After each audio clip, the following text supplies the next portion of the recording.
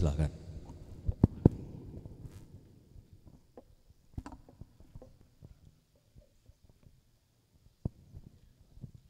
Bismillahirrahmanirrahim. Assalamualaikum warahmatullahi wabarakatuh. Hamdan syukran lillah wal haula wala quwata illa billah. Babad, yang saya hormati Bapak Bupati Gorontalo, yang saya hormati Bapak Ketua DPRD Kabupaten Gorontalo, Pak Ishak Lipoto sebagai Ketua ataupun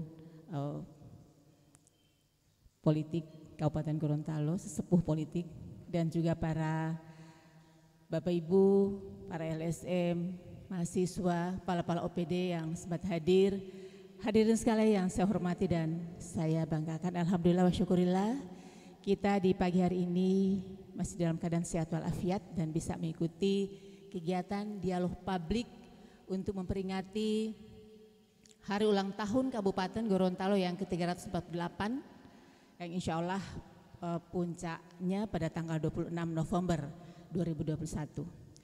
Bapak Ibu hadirin yang saya hormati, para permisa yang berbahagia, pada hari ini pemerintah daerah bekerja sama dengan Bapak Ishak Lipoto sebagai tokoh politik di Provinsi Gorontalo melaksanakan dialog publik ini serangkaian dari ulang tahun Kabupaten Gorontalo yang insya Allah kegiatan ini dilakukan untuk bisa kita sebagai pemerintah daerah dan juga masyarakat luas, terutama para LSM dan juga tokoh-tokoh politik lainnya, untuk bisa berdialog tentang pelaksanaan pembangunan di Kabupaten Gorontalo. Mendapatkan penjelasan langsung dari pemerintah daerah, yakni Bapak Bupati dan Ketua DPRD Kabupaten Gorontalo, sehingga apa yang berkembang di masyarakat itu benar-benar memang apa yang telah kita lakukan di pemerintahan Kabupaten Gorontalo. Pada masa pemerintahan Pak Bupati, Pak Profesor Dr. Insinyur Nelson Pomalingo MPD 2016-2021 itu telah banyak program kegiatan yang telah dilaksanakan, antara lain pengentasan kemiskinan, pendidikan, kesehatan, infrastruktur, dan juga bidang pertanian dan ekonomi serta lingkungan hidup. Serta alhamdulillah IPM Kabupaten Gorontalo itu naik, stunting menurun, alhamdulillah.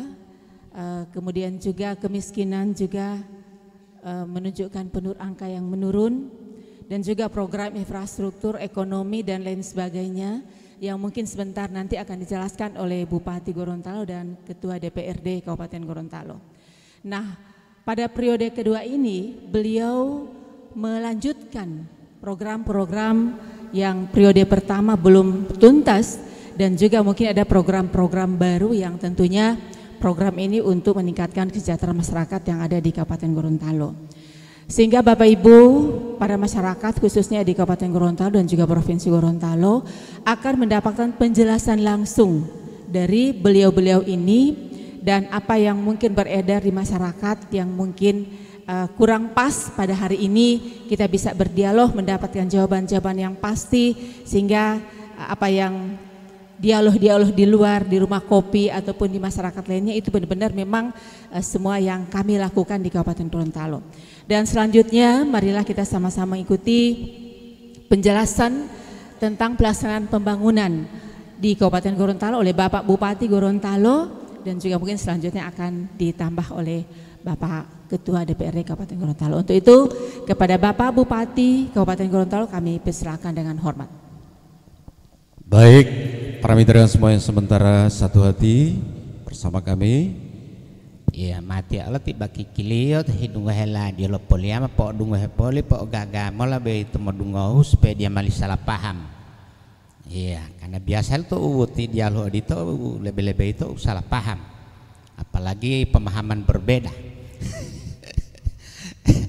Jadi mali beda Allah, apalagi misalnya pendapat, mali pendapatan, itu lebih-lebih itu. Jadi adituju mengutara mengulat hidungnya radio Lopoliamat saat betia, marilah sama-sama kita dengarkan Bapak Bupati dalam rangka dialog publik ke-348 Kabupaten Gorontalo Dan alhamdulillah beliau sudah masuk pada periode kedua. Tentunya tahun-tahun kemarin atau satu periode pertama belum terlalu matang, insya Allah akan dimatangkan di periode kedua ini. Marilah kita sama-sama dengarkan bersama. Untuk itu beliau Bapak Bupati disilakan. Ya, makasih di Mbak Kiki ya. Ya, bismillahirrahmanirrahim. Assalamualaikum warahmatullahi wabarakatuh. Pak Ketua DPRD yang saya hormati, Ibu Sekda dan seluruh pimpinan OPD, teristimewa Pak Ishak Liputo. Terima kasih Pak, tepuk tangan dulu pada beliau di Warkop Demokrasi ini, dan juga para LSM dan pendengar di rumah yang saya muliakan. Pertama, saya menyampaikan terima kasih Pak Ishak atas tempat ini diberikan kepada kami. Dan di awal kegiatan ini dipertanyakan kenapa sama Pak Ishak ini kegiatan. Yang pertama, kita tahu bersama Pak Ishak ini adalah senior di politisi kita. Saya sendiri belum tahu politik, beliau sudah jadi anggota DPRD. Luar biasa, tepuk tangan lagi sekali lagi pada beliau. Mungkin 4 atau 5 periode beliau jadi anggota dewan. Yang kedua, beliau ini adalah sesepuh yang perekat kita sekalian. Ini yang luar biasa. Dan yang terakhir, di Warkop ini berkumpul semua orang dari berbagai bidang, berbagai profesi, bahkan juga LSM-LSM tidak hanya di Kabupaten Gorontalo, di Kota Gorontalo dan berbagai daerah di sini. Sehingga mudah-mudahan dengan kegiatan di sini kita bisa mengkomunikasikan dengan baik kepada seluruh masyarakat, termasuk LSM. Bahkan beberapa waktu yang lalu Pak Gubernur bisa hadir di sini juga. Saya mendengar melalui radio.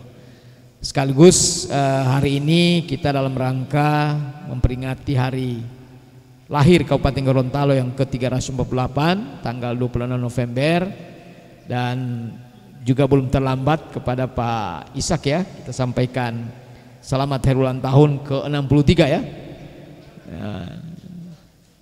Sudah 16 atau 63 ini Pak Ishak. Kalau dilihat semangatnya beliau 16 tahun ya. Tapi ternyata beliau sudah 63 tahun, berbeda 5 tahun dengan saya. Bapak sekalian saya hormati, saya sedikit menggambarkan, dan ini momentum saya untuk awal tahun periode kedua Pak Ketua DPRD dengan Pak Hendra Hemeto. Saya ingin sampaikan, Pak Hendra tidak sempat hadir, saya cek tadi, beliau ada musyawarah cabang partai di Biluhu.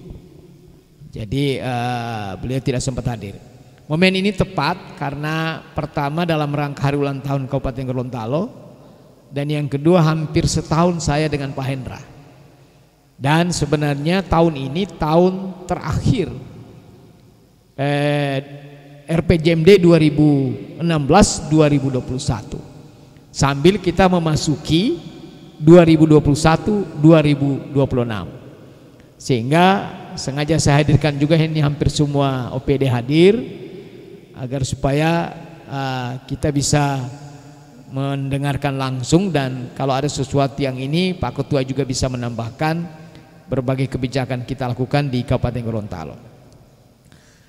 Bapak sekalian saya hormati, terutama pendengar di rumah, selama 5 tahun secara sekilas kami punya target membangun melalui RPJMD, dan alhamdulillah dari semua target itu 60% gemilang.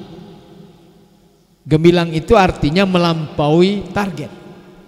Jadi kita punya target misalnya 100, ternyata menjadi 120. Tapi ada yang memenuhi target 35%. Masih 5% tidak memenuhi target, di bawah dari target. Tetapi kalau kita lihat secara keseluruhan berarti sudah bagus. Karena kalau sudah nilai 8 atau nilai 9 itu mah gagal itu.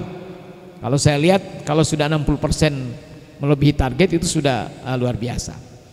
Itu saya kira yang pertama. Dan kita bisa lihat contohnya saja, sekilas saja saya ingin gambarkan hasil yang kita capai pada 5 tahun yang lalu. Kemudian yang kedua saya akan menggambarkan sedikit bagaimana ke depan. Terakhir juga masalah COVID dan bencana, karena pasti itu yang akan ditanyakan, saya sedikit menjelaskan. Pertama, pertumbuhan ekonomi kita memang tidak terlalu naik sekali, tetapi yang kami pertahankan itu adalah pemerataan. Karena kadangkala pertumbuhan ekonomi terlalu besar, tapi kalau pemerataan tidak terjadi juga, maka itu berarti tidak semua rakyat bisa menikmatinya. Kemudian yang berikut kita bisa lihat juga pendapatan per kapita. Pendapatan per kapita kita ini tadinya kisaran 29 juta, sekarang menjadi 34 juta per tahun, per bulan. Gitu Pak ini ya? Per tahun ya. 29 juta per tahun, sekarang menjadi 34 juta per tahun. Jadi kenaikannya 5 juta rata-rata per orang. Kemudian indeks pembangunan manusia ini juga meningkat. Walaupun peningkatannya dari 2016 hanya 64, sekarang 66,92. Kita punya target tahun ini 70,25 tahun 2021. Sebenarnya kalau bukan Covid ini, kemungkinan besar ini bisa lebih besar lagi. Tapi karena kendala Covid, maka tentunya ini terjadi pelambatan. Yang berikut tingkat kemiskinan. Nah, ini kemiskinan pada 2015 hanya 21,8, sekarang 17,56. Jadi ada tren yang jelas. Jadi kadangkala ada yang begini, naik turun. Nah, itu namanya perencanaan tidak baik. Tapi ini ada tren yang benar, walaupun penurunannya hanya hampir 1% setiap tahun. Dan kami punya target kalau dapat, mudah-mudahan ekonomi kita pulih dengan baik. Kalau dapat 2% Pak Ketua ini, kalau 2% berarti 2025 nanti mungkin bisa sampai 10 atau 11%. Kemudian tingkat pengangguran juga turun, tetapi tahun 2020 naik lagi Pak. Tadinya 3,4 menjadi 2,9, kemudian naik lagi sekarang 3,41 karena adanya Covid. Nah, ini yang menarik, indeks Gini rasio 2019 itu sampai 0,38 dari 0,4 Pak. Kalau dia lebih kecil berarti lebih merata. Kalau lebih besar itu 0,4 maka dia tidak merata. Nah, ini ada pemerataan dan kita bisa lihat hari ini contoh konkret di Asparaga misalnya. Lapangan bola di Asparaga sama dengan lapangan bola yang ada di Limboto Barat misalnya. Ini kelihatan ada pemerataan dan ini penyebabnya salah satunya adalah dana desa. Ini ada Dinas Pemdes. Sekarang dana desa sudah hampir 5 tahun ini beredar di desa kurang lebih 1 sampai 2 miliar. Kemudian yang berikut adalah inflasi. Inflasi kita juga terkendali dan saya kira ini tidak hanya di Kabupaten Gorontalo tapi semua kita sekalian. Yang berikut di sektor pendidikan, APM APK kita terus naik. Memang yang jadi problem ini lapangan lama sekolah dan itu yang mempengaruhi IPM kita. Karena ada pertanyaan kenapa Kabupaten Gorontalo IPM-nya ranking 3 kalau tidak salah di seluruh provinsi Gorontalo. Ranking 1 kota, ranking 2 Bone Bolango dan ranking 3 Kabupaten Gorontalo. Karena yang pertama adalah terkendala di lama sekolah Pak. Kita punya kesehatan bagus, kita punya ekonomi bagus, tapi lama sekolah itu kita rata-rata lama sekolah kita 7,11. Harapan lama sekolah kita itu sekarang naik menjadi 13. Jadi sampai dengan SMA. Nah, untuk sekolah ini butuh waktu yang lama Pak. Bayangkan rata-rata 65% masyarakat Kabupaten Gorontalo itu SD. Untuk menaikkan menjadi SMP SMA, sementara mereka itu sudah usia lanjut, sudah punya keluarga dan sebagainya, maka peningkatan itu lama. Oleh karena itu saya dorong paket ABC Pak Ishak. Kenapa paket ABC? Agar supaya lama sekolah akan naik. Satu, orang punya pendidikan yang baik. Yang kedua, life skillnya juga akan naik, keterampilan sehingga dia lebih produktif. Dan yang ketiga kami masukkan juga pendidikan keluarga. Karena problema-problema itu dari keluarga. Itu kami paket A. Dulu paket A itu paket ABC cuma 800 lebih, sekarang sudah 3.000-an. Kita punya peserta didik kita atau apa yang disebut dengan warga belajar ya, warga belajar. Ini di sektor pendidikan.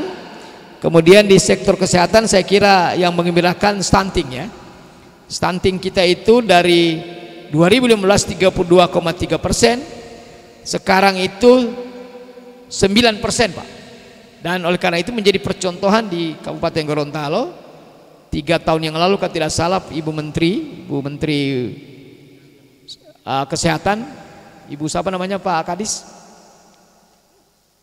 Nah, Muluk itu datang dan membawa membawa wartawan kurang lebih 50 orang belajar bagaimana penurunan stunting di Kabupaten Gorontalo. Dan ternyata kemarin juga kami baru dari Bolmut Pak ini. Bolmut sekarang ranking 1 di Sulawesi Utara penurunan stunting karena belajar di kita. Jadi tidak perlu belajar di tempat yang lain. Kalau kita dekat, ya silahkan, ini menjadi perhatian bagi kita sekalian. Stunting itu orang kerdil Pak. Orang kerdil bukan hanya fisiknya tapi otaknya. Manusia itu kan kelebihannya di otak. Maka itu yang kami turunkan, dan alhamdulillah di tingkat nasional kita termasuk daerah yang baik dalam penurunan stunting. Kemudian angka kematian ibu juga kita turun. 2016 257, 2019 81, tapi 2020 Covid naik lagi Pak. Jadi Covid ini dampaknya bukan hanya di kesehatan, tapi juga di pendidikan, di ekonomi dan sebagainya. Luar biasa. Covid ini mengakibatkan terjadinya berbagai hal. Angka kematian bayi juga kita menurun. Dari 2016 13 terakhir itu 4,2 6,9, tetapi 2020 naik lagi Pak. Sekarang 8 orang. Kondisi awal, mudah-mudahan sampai dengan terakhir hanya jumlahnya begitu. Angka harapan hidup kita juga naik. Tadinya 2016 hanya 66, sekarang 67. Jadi Pak Ishak, kalau Pak Ishak orang di Kabupaten Gorontalo, angka harapan hidup Bapak masih ada 4 tahun Pak. Karena rata-rata kami 67,58, 68 lah begitu. Jadi orang Kabupaten Gorontalo hari ini naik menjadi 68 tahun rata-rata angka harapan hidupnya. Nah, yang berikut Bapak sekalian, pembangunan yang kami lakukan 5 tahun terakhir, misalnya jalan itu 236 km selama 5 tahun terakhir Pak. Kemudian pembangunan jembatan itu baru 13 buah yang kami bangun selama 5 tahun, karena memang infrastruktur ini sangat banyak yang digunakan. Drainase dan sebagainya saya kira ini sudah banyak, termasuk kami membuat irigasi yang ada di bawah misalnya yang rusak kami perbaiki. Begitu pula irigasi yang ada di Sukamakmur Motilangu sekarang sementara dibangun. Memang irigasi ini kita punya pembagian. Kalau 1000 hektar di bawah itu kabupaten, 1000 hektar ke atas itu adalah pemerintah provinsi maupun kabupaten provinsi atau pusat. Yang berikut rumah Pak. Rumah selama 5 tahun kami membangun kurang lebih 10.000 rumah selama 5 tahun terakhir, dan mulai tahun ini akan terbatas, kurang lebih hanya 700 lebih kalau tidak salah perumahan. Padahal kami 5 tahun itu hampir 22.000 per tahun.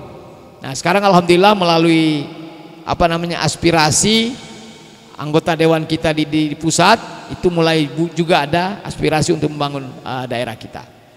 Saya kira mungkin itu yang saya sampaikan terkait dengan apa yang telah kita lakukan tahun yang lalu dan 5 tahun terakhir, termasuk investasi Pak Ishak.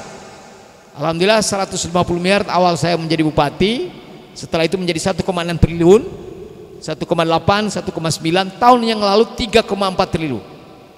Jadi anggaran kita itu terus naik juga dari 1,1 pertama Pak Ketua ya, menjadi 1,2, 1,3, 1,4, dan sekarang sudah 1,5, bahkan tahun ini hampir 2 triliun karena kita mendapatkan dana PEN 492 miliar. Ini anggaran yang ada di Kabupaten Gorontalo. Kita juga mendorong pembangunan di daerah Kabupaten Gorontalo tidak hanya APBD, dana pemerintah, juga investasi. Kita bisa lihat investasi di Pulau Bala sana sudah banyak, silo-silo bahkan pabrik. PT Popan berada di sana untuk pabrik pakan ternak. Tapi juga adalah dana perbankan. Nah, dana perbankan ini karena anggaran kita terbatas, kita dorong rakyat kita juga mengambil dana dari bank. Nah, dari bank ini sampai dengan 1 bulan terakhir ini kurang lebih 5,2 triliun Pak uang bank beredar di rakyat. Jadi dari pemerintah 1,2 triliun tambah 5,2 tambah investasi, itu kira-kira mudah-mudahan bisa sampai dengan 15 triliun uang yang beredar tahun ini di Kabupaten Gorontalo, dan itu menumbuhkan ekonomi di daerah ini. Nah, yang terakhir yang saya sampaikan untuk ke depan memang tidak terlalu banyak berubah yang kami lakukan. Yang pertama dari sisi visi, kami hanya menambahkan satu adalah mandiri. Gorontalo, Gemilang dan Mandiri menuju masyarakat madani. Tadinya hanya Gemilang menuju masyarakat madani, maka kami menambahkan mandiri. Kenapa mandiri? Kita tahu bersama otonomi daerah itu sebetulnya menumbuhkan kemandirian. Tapi ternyata hari ini diberikan dana terus tapi tetap tidak mandiri kita. Maka kita mendorong kemandirian dalam hal apa? Pertama SDM. Kita berharap ada standarisasi SDM kita. Contohnya ini ada Pak Direktur Rumah Sakit baru, Pak Alapananda, saya sudah sampaikan berapa dokter spesialis yang kita butuhkan. Itu harus dirancang. Jangan pinjam-pinjam lagi. Contohnya itu Pak. Masa kita sudah puluhan tahun ini rumah sakit tapi masih pinjam-pinjam ini dokter spesialis misalnya. Jadi ada standarisasi pendidikan, standarisasi sumber daya manusia kita. Standarisasi yang kedua adalah PAD. Nah, contohnya kita mungkin tidak perlu mengikuti seperti DKI Pak ini ya. DKI Jakarta itu 80 triliun Pak, dan itu hampir semuanya adalah PAD. Nah, kita di sini kita tumbuhkan pendapatan kita. Alhamdulillah pada saat awal saya jadi bupati hanya kurang lebih 85 miliar, sekarang sudah 200 miliar. Kita berharap setiap tahun kalau dapat minimal 30 miliar peningkatannya. Kalau uang kita banyak maka membangun gampang. Nah, kita ini kadang-kala cuma tahu belanja tapi tidak tahu mencari duit, tidak tahu pendapatan bagaimana. Nah, ini kita dorong. Alhamdulillah atas persetujuan dari DPRD tahun ini kita mulai tahun depan membentuk Dinas Pendapatan Daerah Pak Isa. Karena ternyata kita kurang berpikir bagaimana pendapatan ini kita naikkan. Maka di Pemda saya lahirkan Dinas Pencari Uang, merancang bagaimana uang ini bisa kita dapatkan. Sehingga mudah-mudahan kalau itu terjadi dengan baik, kalau rata-rata saja 30 miliar sampai 50 miliar pendapatan kita naik, berarti 5 tahun berikut mudah-mudahan bisa sampai 500 miliar PAD kita. Kalau 500 miliar berarti 25% dari katakanlah 2 triliun kita pada akhir periode saya, berarti ada kurang lebih 25% adalah PAD. Nah, begitu. Pada saat awal saya bupati hanya 7% Pak. Nah, sekarang alhamdulillah sudah kurang lebih 12% dari PAD kita. Kemudian yang berikut, kemandirian yang ketiga adalah infrastruktur. Kita berharap infrastruktur kita jangan semuanya jelek Pak. Alhamdulillah dari segi jalan, gedung-gedung, contohnya gedung Pak Isa, mungkin Pak Isa juga tahu. Gedung kita itu kalau kita lihat daerah lain itu lebih baik Pak, karena daerah mereka kan masih baru. Kita kebetulan gedung-gedung yang lama, yang kadang-kala sudah tidak layak lagi. Maka ini kita harus standarkan, termasuk rumah sakit. Kita ini daerah bencana, kalau terjadi bencana mau kemana kita? Bayangkan kalau rumah sakit Molohubu Pak. Nah, ini yang harus kita standarkan. Termasuk selama 5 tahun terakhir ini saya suruh buat lapangan bola. Bukan berarti saya senang lapangan main bola Pak Isa. Cuma karena kalau kita terjadi bencana kemana kita pergi? Maka itu tempat evakuasi, ini PMI yang tahu benar, harus ada lapangan. Maka alhamdulillah hari ini hampir seluruh desa kita punya lapangan. Jadi sampai yang kecil begitu pun kita pikirkan bagaimana duka yang terjadi. Kemudian yang keempat adalah sistem. Nah, tahun depan seiring juga dengan pemerintah provinsi kita ingin ada digitalisasi sampai dengan desa. Jadi sistem benar-benar berdasarkan digital. Kenapa? Ini penting karena di era COVID, di era informasi sekarang, digitalisasi itu sangat penting. Terakhir adalah standarisasi lingkungan. Nah, ini menjadi problem karena sampai hari ini masih ada banjir. Memang pada awal saya jadi bupati 19 kecamatan, 12 kecamatan banjir Pak. Kerugian negara kurang lebih 500 miliar. Sekarang alhamdulillah banjir kita sudah jumlah wilayahnya mengecil, kurang lebih hanya tinggal 5 kecamatan yang selalu banjir, tetapi intensitasnya yang besar dan mengakibatkan baru-baru orang meninggal 2 orang. Ini karena apa? Karena perubahan iklim. Dan saya kira saya tegaskan bencana ini bukan hanya di Gorontalo, seluruh dunia, bahkan di nasional, di Sintang. Tadi malam lagi saya lihat di mana itu terjadi lagi, di Bogor dan sebagainya. Nah, oleh karena itu marilah kita sama-sama memperbaiki lingkungan ini termasuk di daerah Kabupaten Gorontalo. Ini saja yang saya sampaikan. Dan terakhir masalah COVID sejak tanggal 8 November ya, kita 0. Jadi level 1 kita sekarang.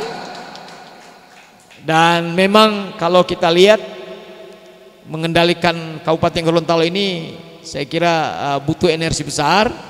Pertama karena memang jumlah penduduknya terbesar Pak Ketua ya, 409.000. Kota Gorontalo kalau nggak salah hanya 205.000, setengah dari kita. Daerah-daerah yang lain itu sepertiga dari Kabupaten Gorontalo. Sehingga energinya harus lebih besar, koordinasinya lebih baik. Kemudian yang kedua, kalau kita lihat juga di Kabupaten Gorontalo, kita punya danau, kita punya pegunungan, dan kita juga punya laut. Ini sumber daya alam yang baik, tapi di sisi lain juga bisa mengakibatkan hal negatif kalau kita tidak dikelola dengan baik. Terakhir, tentunya ini atas kolaborasi Pak Ketua, seluruh OPD, seluruh pimpinan Forkopimda, sehingga kesuksesan ini bisa terjadi. Dan insya Allah saya dengan Pak Hendra yang baru terpilih 9 bulan yang lalu bertekad membangun 2 kali lebih baik. Karena itu sudah janji kami dengan masyarakat. Pertama juga saya ingin sampaikan, kami ini didiskon Pak, mestinya sampai 2026 sesuai dengan pilkada serentak sampai dengan 2024, berarti diskon 1 tahun gitu. Maka saya selalu bilang sama teman-teman pimpinan OPD, Ibu Sekda, bagaimana yang 5 tahun itu kita selesaikan 4 tahun. Yang kedua, kita sudah janji juga dengan rakyat. Oleh karena itu kami melakukan standarisasi SDM, evaluasi terhadap aparat, baik tenaga kontrak, honor dan sebagainya.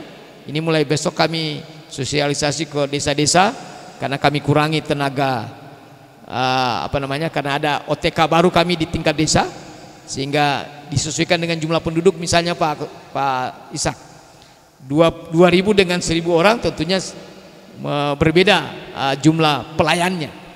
Sehingga kami sesuaikan dengan itu, dan itu juga akan lebih efisien dan lebih adil. Kemudian yang berikut juga, kami baru-baru melakukan pengisian OPD yang kosong. Insya Allah pada bulan depan lagi, dan paling lambat bulan Januari lagi, teman-teman eselon 2 yang baru-baru ikut Jovit, evaluasi kinerja, ini kita akan lakukan penyesuaian-penyesuaian, sehingga ke depan akan lebih cepat lagi perkembangan kita untuk bisa bekerja demi melayani seluruh masyarakat. Saya kira itu saja yang sampaikan, dan mungkin Pak Ketua juga bisa menambahkan. Dan sekaligus saya berharap hari ini ada diskusi yang paling utama Pak Ketua ya. Mungkin ada waktu lagi kita sampai dengan jam 10 paling lambat, karena saya juga jam 10 ada acara.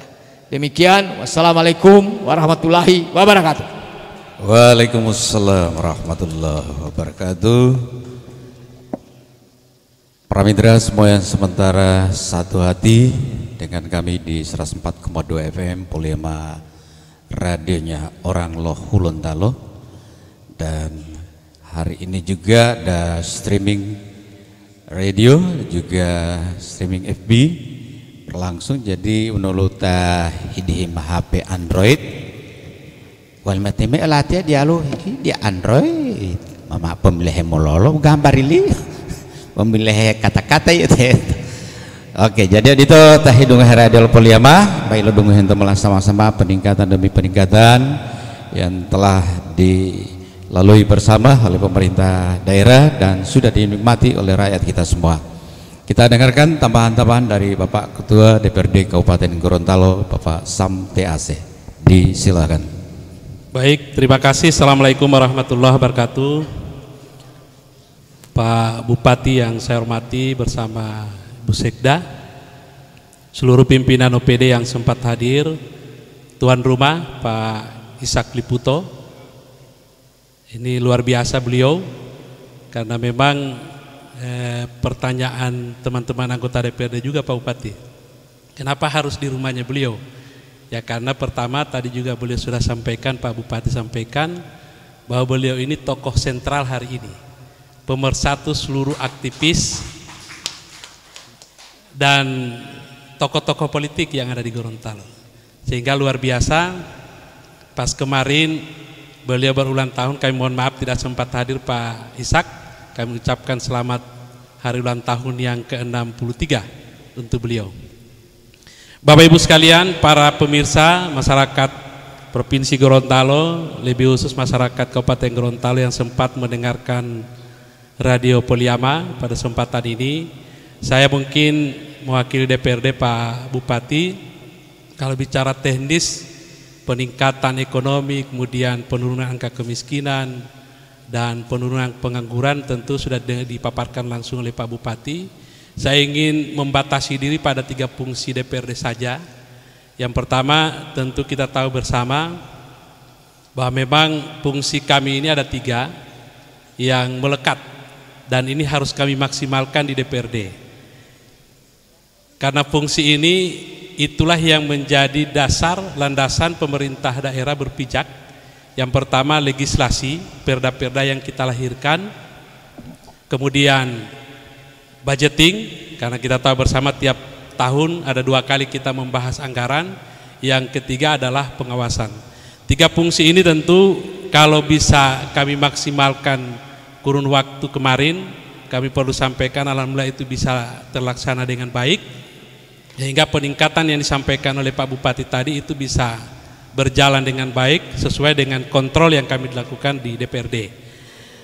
Berbagai perda telah kami lahirkan bersama, dan sampai hari ini pada kesempatan ini kami laporkan pada masyarakat bahwa kami sementara membahas APBD Kabupaten Gorontalo untuk tahun anggaran 2022, dan memang terjadi penurunan DAU kita yang tadinya 650-an, kita sekarang tinggal 611. Memang penurunan ini sangat dirasakan oleh kita. Yang tadinya total APBD kita 1,5, kita tinggal 1,4. Artinya dengan anggaran yang ada, insya Allah apa yang disampaikan oleh Pak Bupati tadi, capaian yang mungkin akan diraih di 2022 mudah-mudahan bisa tercapai. Artinya dengan keterbatasan anggaran, terobosan yang akan dilakukan oleh pemerintah daerah kita akan nantikan bersama, dan kami DPRD akan memposisikan diri dalam konteks pengawasan terhadap berbagai program yang akan dilakukan oleh pemerintah daerah. Kemudian fungsi legislasi sendiri yang saya ingin sampaikan bahwa beberapa perda telah kami lahirkan. Alhamdulillah untuk tahun 2021 ada kurang lebih 5 usul inisiatif DPRD. Kemudian ada berapa yang jadi usul inisiatif pemerintah daerah. Terakhir ada 2 perda yang sementara kita bahas, dan insya Allah dalam waktu dekat kami perlu sampaikan pada Pak Bupati. Ini pun kami akan segera paripurnakan, dan ini akan jadi pedoman dari pemerintah daerah dalam melaksanakan program. Bapak Ibu sekalian, ada hal yang menarik hari ini yang perlu saya sampaikan, bahwa berapa hari kita diterpa musibah banjir. Nah, kami berharap bahwa ada penanganan yang serius dari pemerintah daerah, walaupun memang skopnya tinggal 5 kecamatan. Kita tahu dulu kita kalau banjir bersamaan Boliohu terkena, kemudian Telaga, Bongomeme CS dan Limboto CS, kurang lebih 12 kecamatan kalau tidak salah. Sekarang tinggal 5 kecamatan. Tapi kalau di bawah sendiri kita lihat itu sangat parah yang banjir yang terjadi kemarin, sehingga penanganan ini harus kita lakukan secara bersama-sama, serius, intens kita lakukan dari hulu sampai ke hilir. Dan saya perlu sampaikan Pak Bupati, mohon maaf, APBD untuk 2022 sendiri insya Allah akan ada penambahan dana tak terduga kita. Ini saya baca terakhir Bu Sekda, Ketua Tim Anggaran, itu baru berkisar 3,5 miliar. Nah, bagaimana kita menyelesaikan banjir ini untuk ke depan? Jangan sampai intensitas hujannya sedikit tapi malah justru akan lebih parah lagi hujannya. Maka pertama yang harus dilakukan adalah selesaikan dulu muaranya. Karena pada saat banjir kemarin yang melanda Kabupaten Gorontalo, seluruh sedimentasi, kemudian rumput dan sebagainya pasti menumpuk di muara. Ini harus segera diselesaikan pada saat terjadi musim kemarau. Sehingga pada saat turun hujan berikutnya, insya Allah walaupun memang intensitasnya besar, itu pasti akan mengurangi debit air yang akan terjadi di seluruh sungai yang ada di Kabupaten Gorontalo. Kemudian ke depan kita bisa bergandengan tangan bagaimana menyelesaikan hulu kita. Kita tahu bahwa seluruh pegunungan kita hari ini yang sering ditimpa musibah banjir semua pada gundul. Bahkan masyarakat mulai melakukan penanaman jagung di atas. Nah, ini harus diselesaikan, dicarikan solusi oleh pemerintah daerah. Bagaimana masyarakat yang membuka lahan baru kemudian menanam jagung di atas itu harus diturunkan.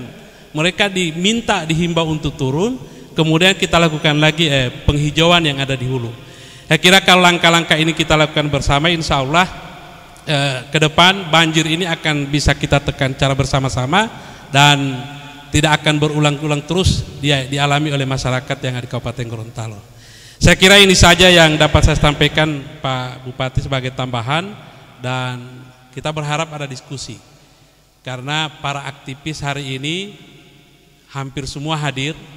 Ada Pak Ion, Pak teman-teman, kemudian ada 2 mantan ketua DPRD di tempat ini, Pak Amin Motalu, tangan untuk beliau, kemudian ketua DPRD kota juga hadir. Ini lengkap semua.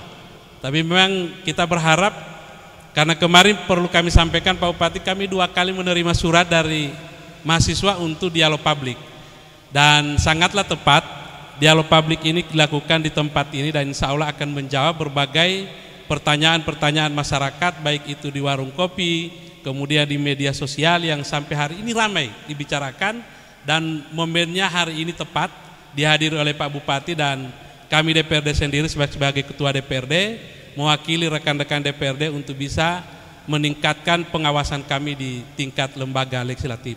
Saya kira ini saja yang dapat saya sampaikan pada seluruh masyarakat. Mungkin juga dialognya lewat Radio Poliama, silakan. Insya Allah kita akan maksimalkan waktu ini karena sesuai penyampaian Pak Bupati sampai pukul 10.00. Terima kasih. Assalamualaikum warahmatullahi wabarakatuh. Waalaikumsalam warahmatullahi wabarakatuh. 8 menit lepas dari jam 9 pagi. Tentunya masih kurang lebih 42 menit kita akan pakai untuk dialog. Dan untuk para mitra yang sementara satu hati bersama kami di 104,2 FM, kita bisa telepon di 0852 80 31 92 70 0852 80 31 92 70. Itu yang ada di rumah. Dan alhamdulillah apa yang telah kita dengarkan bersama, kita fokus di apa yang disampaikan oleh Pak Bupati bersama Ketua DPR. Untuk itu kita akan buka kesempatan sesi pertama. Taduolo di Mukamai. Taduolo ada 1 2 3 4 5. Ya, pas 5. Taduolo ti ati. Ja. Taduolo.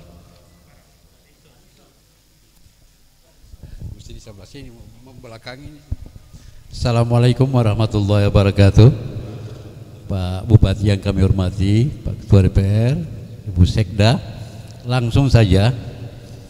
Pertama saya ingin menyampaikan sesuatu yang belum disampaikan oleh Pak Bupati dan tentang daerah otonomi baru. Yang pertama Pak Bupati, Pak Ketua DPR, belajar dari pengalaman kita tentang daerah baru.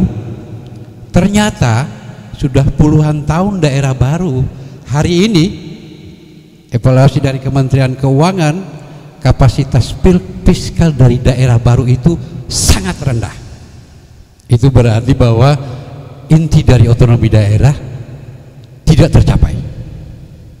Provinsi Gorontalo kapasitas keuangannya terendah di Indonesia, 0,1. 2 daerah induk, Kota Gorontalo dan Kabupaten Gorontalo, adalah kapasitas fiskal sedang, 1,7 untuk Kabupaten Gorontalo. Oleh karenanya saya bicara tentang daerah otonomi baru ini yang sekarang lagi tren dibicarakan. Kita ada kekhawatiran jangan sampai ini motif politik. Mohon maaf pada masyarakat yang dari Panipi, kemudian Telaga dan Beliauhuto, kami mohon maaf. Bab ini kita belajar dari pengalaman.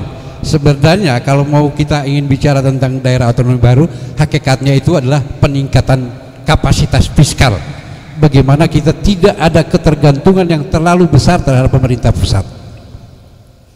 Kita Pak akan ada kota Telaga dekat sekali dengan ibu kota Kabupaten Gorontalo, hanya 10 menit sudah sampai. Aneh, aksesibilitas wilayahnya tidak memenuhi syarat.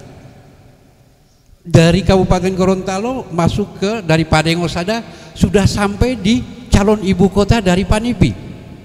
Coba dibayangkan, aksesibilitasnya juga terlalu dekat sekali, pengendalian pemerintahan terlalu efektif untuk sekarang ini. Kemudian kita bicara Boleohuto, mungkin oke, Boleohuto. Nah, Pak Bupati, ada kesalahan fatal di dalam rekomendasi pemerintah provinsi, bahwa Undang-Undang 23 tahun 2014 itu mengenal daerah persiapan, bukan daerah otonom baru. Itu hanya dikenal pada Undang-Undang Pemerintahan Daerah 199, bahwa itu ada daerah otonom baru. Untuk 2014 pemerintahan daerah, Undang-Undang tentang pemerintah daerah hanya dikenal daerah persiapan, tidak butuh undang-undang, hanya butuh peraturan pemerintah.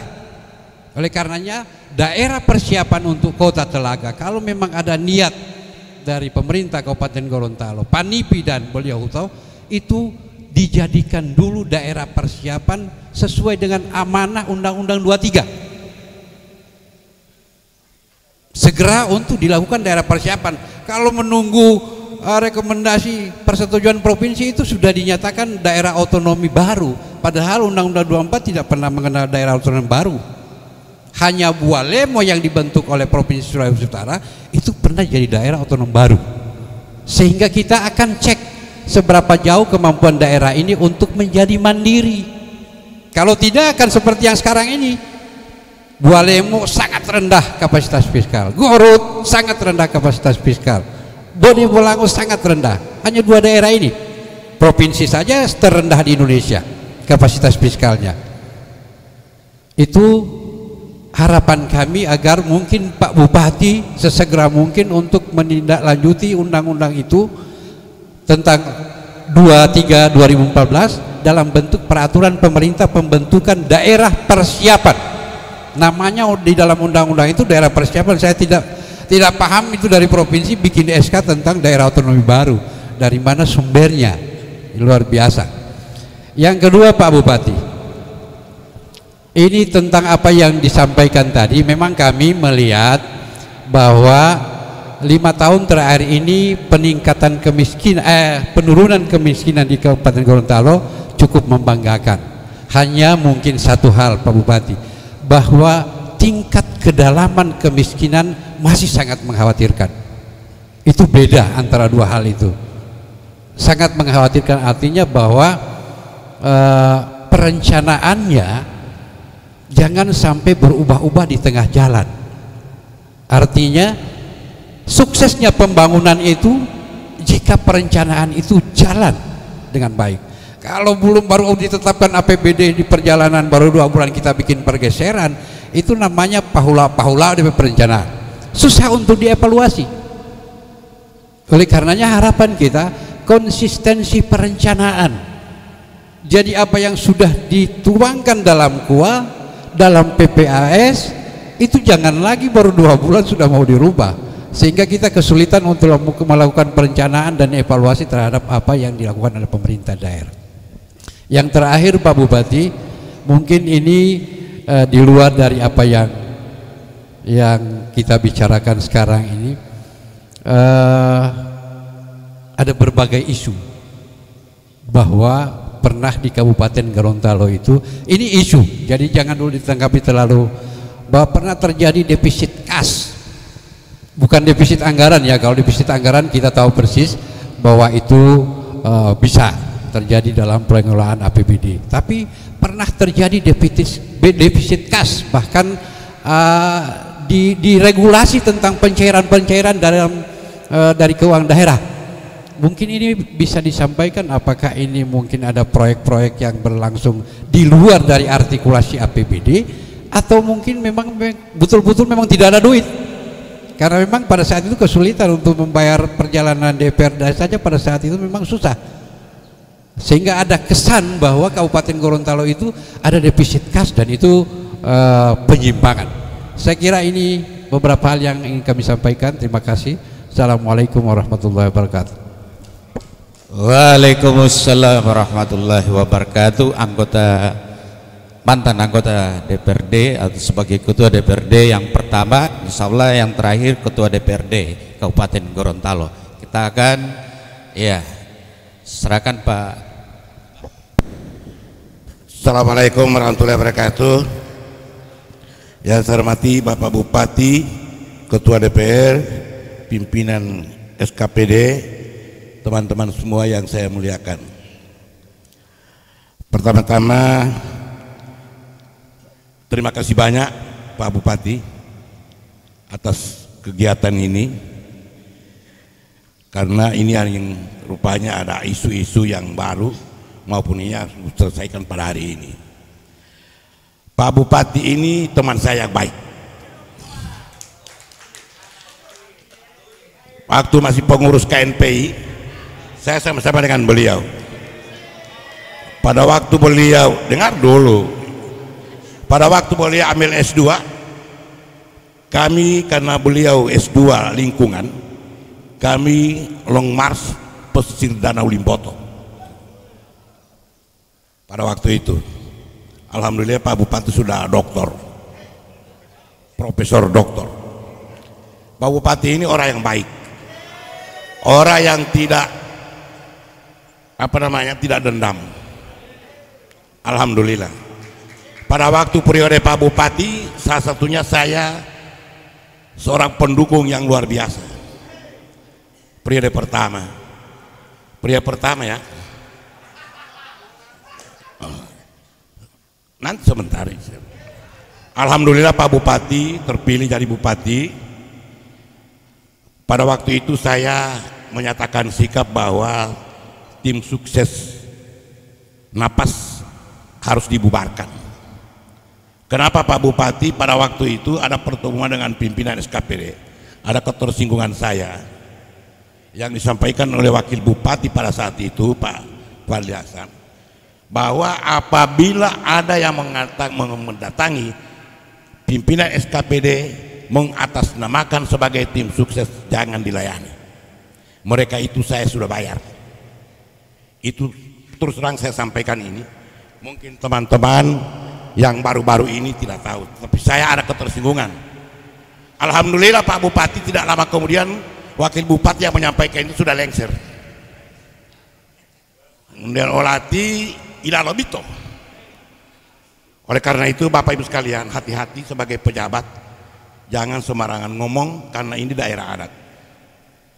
Bapak Ibu sekalian saya hormati, Pak Bupati yang saya muliakan, Pak Bupati saya anggap sudah 2 periode. Terdengar isu bahwa Bapak mau masuk gubernur. Saya setuju, tapi selesaikan dulu periode yang Bapak Bupati komitmen dengan rakyat. Kalau boleh Bapak masuk dulu anggota DPR RI, karena salah satu profesor doktor yang dulu di DPR RI kami bangga, Pak Ishak. Belum maaf selamat hari ulang tahun Ilolawode. Pak Ishak ini teman baik saya. Pak Amin waktu itu masih teriak-teriak di jalan turunkan Imam Noriman, saya dengan Pak Ishak sudah anggota DPR. Oleh karena itu persahabatan saya dengan Pak Ishak tidak bisa dipisahkan cuma karena sesuatu hal. Pak Ishak ini kita dukung untuk menjadi anggota DPD, karena kami melihat Bapak Ibu sekalian, dengan adanya musibah banjir di Kabupaten Gorontalo, hanya batang hidungnya saja anggota DPD datang untuk melihat rakyat tidak ada. Hanya ada Ibu Rahmi yang saya lihat terus terang ini tidak mengkoprol. Yang sering saya duduk di warung kopi itu, open cup-nya itu, automobilnya itu dengan beras. Mana Pak Padel, Ibu Hemet, dan lain-lain? Tidak ada. Pak Bahmit malah kasihan rakyat, kalau minta suara datang mengemis, kalau rakyat kena musibah tidak ada yang datang jenguk. Alhamdulillah Pak Bupati ada kepedulian. Bapak Ibu sekalian saya hormati, pola tipu warga bisa salah. Kemudian Pak Bupati, ada beberapa hal yang belum, maaf Pak Bupati kalau ada masukan saya ini untuk mengkritik Bapak, karena saya tahu Bapak itu sudah kerja keras dibantu oleh pimpinan OFPD. Cuma sekarang ini isu-isu yang berkembang di rumah kopi Pak Bupati menyangkut PEN, dana PEN, yang sekarang ini sudah di mana-mana jadi pembicaraan. Katanya pencairan tahap pertama sudah dibayarkan anggaran 2020. Apakah itu bisa? Itu yang pertama. Kemudian kedua, ada pelelangan proyek-proyek ini yang dimenangkan oleh yang bukan profesional dengan anggaran miliaran, yang saya khawatirkan ini akan terbengkelai dan tidak akan selesai dan akan bermuara kepada hukum. Dan itu Pak Bupati pasti akan diseret dalam persoalan ini. Contoh saya sebutkan, Pak Pikman nanya itu ada berapa miliar dia tangani, apa benar tidak, sehingga dia mau cari kiri kanan untuk mencari alat-alat pasar sulit, dan pekerjaannya sudah digali, sudah di ini tidak ada, sehingga ini suara rakyat Pak Bupati, bukan saya. Nah ini Pak Bupati, alhamdulillah Pak Bupati ada kepedulian terhadap ini, sehingga diminta supaya ditinjau kembali ini. UPL ini harus juga tahu, lihat kontraktornya ini apa profesional tidak, dengan anggaran miliaran diberikan kepada mereka. Ini kan akan menjadi kesulitan.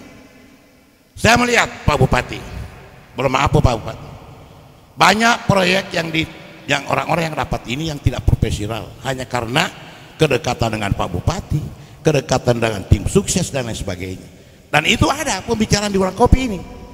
Belum maaf Pak Bupati, saya mengkritik ini karena saya sebagai orang Limboto dan Bapak sebagai teman saya akan sampaikan ini. Belum maaf Pak Bupati, jangan tersinggung ya. Kemudian berikut menyangkut masalah lingkungan, ini yang perlu Pak Bupati dibicarakan tentang lingkungan ini. Lingkungan ini rupanya Kabupaten Gorontalo sebagai ibu kota rumah mulai kotor, cleaning service-nya pun sudah tidak ada. Nah ini yang perlu dipertanyakan. Oleh karena itu Pak Bupati mohon ini supaya diaktifkan kembali ini clearing service.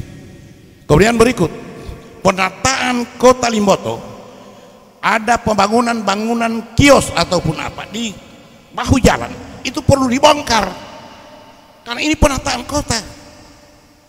Sudah ada Matobi udah lalu, badan jalan dia bangun ya, malah olunggela malah.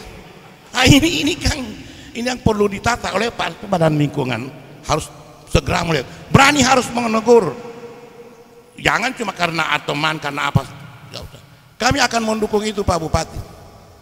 Kemudian berikut Pak Bupati diminta ada rotasi eselon 2. Mohon Pak tempatkan orang-orang yang profesional sesuai dengan bidang pendidikan, supaya Pak Bupati tidak kalang kabut untuk melakukan program-program yang ada. Kemudian berikut Pak Bupati, ada hal yang perlu yang sangat penting yang kami sampaikan, bahwa Kabupaten Gorontalo ini kita tahu bersama bahwa beberapa bangunan yang sudah dibangun menyangkut menara, menyangkut air mancurnya.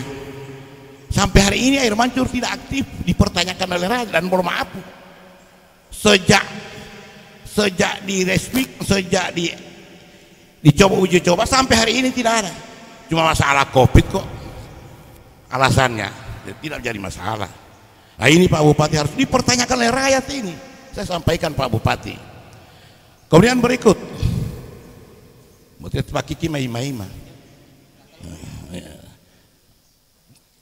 Pak Bupati yang kami hormati, ini satu hal menyangkut pemunduran ketua lembaga anak. Pak Ade kali mundur sebagai ketua lembaga adat. Sebenarnya kami setuju beliau sebagai ketua lembaga adat karena dia tahu persis bab. Saya sampaikan kepada beliau segera berikan pulangan Pak Bupati pada beliau. Kenapa? Saya tanya sama beliau, kenapa Pak Ade kali mundur? Saya sudah berapa bulan kerja, saya punya permintaan tidak dikabulkan oleh pemerintah daerah. Menyangkut masalah rumah adat segera diselesaikan. Hanya dibangun itu bekas RPD yang Pak Bupati perbaiki. Orang lain katanya curahkan dulu dan hanya ke situ. Sebab rumah adat itu sebagai salah satu lambang Kabupaten Gorontalo. Nah ini Pak Bupati harus perlu juga. Masih banyak hal-hal yang perlu saya sampaikan. Nanti saya kalau Pak Bupati punya izin ada waktu saya ketemu langsung secara face to face. Bukan koprol ini. Demi Allah, umur saya ini sudah 63 tahun, 66 tahun. Alhamdulillah belum pikun. Tapi saya akan ketemu dengan beliau, ada hal-hal yang perlu saya sampaikan untuk kepentingan Pak Bupati dan kepentingan membangun Kabupaten Gorontalo. Yang penting Pak Bupati siap dan jangan siapkan apa-apa untuk saya Pak Bupati, demi Allah. Tidak ada, saya tidak ada. Saya masih bisa hidup dengan saya punya pensiun. Demikian Pak Bupati, insya Allah Pak Bupati punya rencana masuk gubernur, tapi masuk dulu anggota DPR RI. Insya Allah, karena kami dukung Pak Bupati sebagai salah seorang profesor doktor yang dulu di DPR. Karena saya lihat ada beberapa anggota DPR yang sekarang ini sudah mulai kasakusuk untuk menjadi gubernur. Karena persaingan ketat akan datang lebih keras. Oleh karena itu berpikir dua kali kalau menjadi gubernur. Terima kasih Pak Kiki. Demikian Pak Bupati, terima kasih banyak. Wallahu muwaffiq ila aqwamit thoriq. Wabillahi taufiq wal hidayah. Wassalamualaikum warahmatullahi wabarakatuh. Baru dua penanya mas setengah jam. Jadi saya tekan 2 menit bertanya. Ini untuk 3 terakhir ini, yang 3 orang ini cukup 2 menit saja. Karena sudah saya sampaikan tadi, ini sudah melenceng dari apa yang kita bahas hari ini sesuai penjelasan Bupati dan Ketua DPR. Dan saya insya Allah saya akan tanggapi di Radio Poliam ini beliau-beliau ini. Dia mengkritik membangun. Wauti sudah 2 orang dari Kabupaten Gorontalo. Ini saya berikan kesempatan dari Kota Gorontalo, kira-kira ada masukan atau apa? Terima kasih Pak Kiki. Assalamualaikum warahmatullahi wabarakatuh. Dan selamat pagi, salam sejahtera untuk semua. Bapak Bupati Gorontalo, Bapak Profesor Dr. Nelson Pomalingoya, ini sahabat saya dulu, tapi nasib beda. Beliau sebagai rektor dan sekarang Bupati. Bapak Ketua DPR Kabupaten Gorontalo, barangkali dengan bersama anggota. Bapak-bapak SKPD, saya lihat masih eksis juga Pak.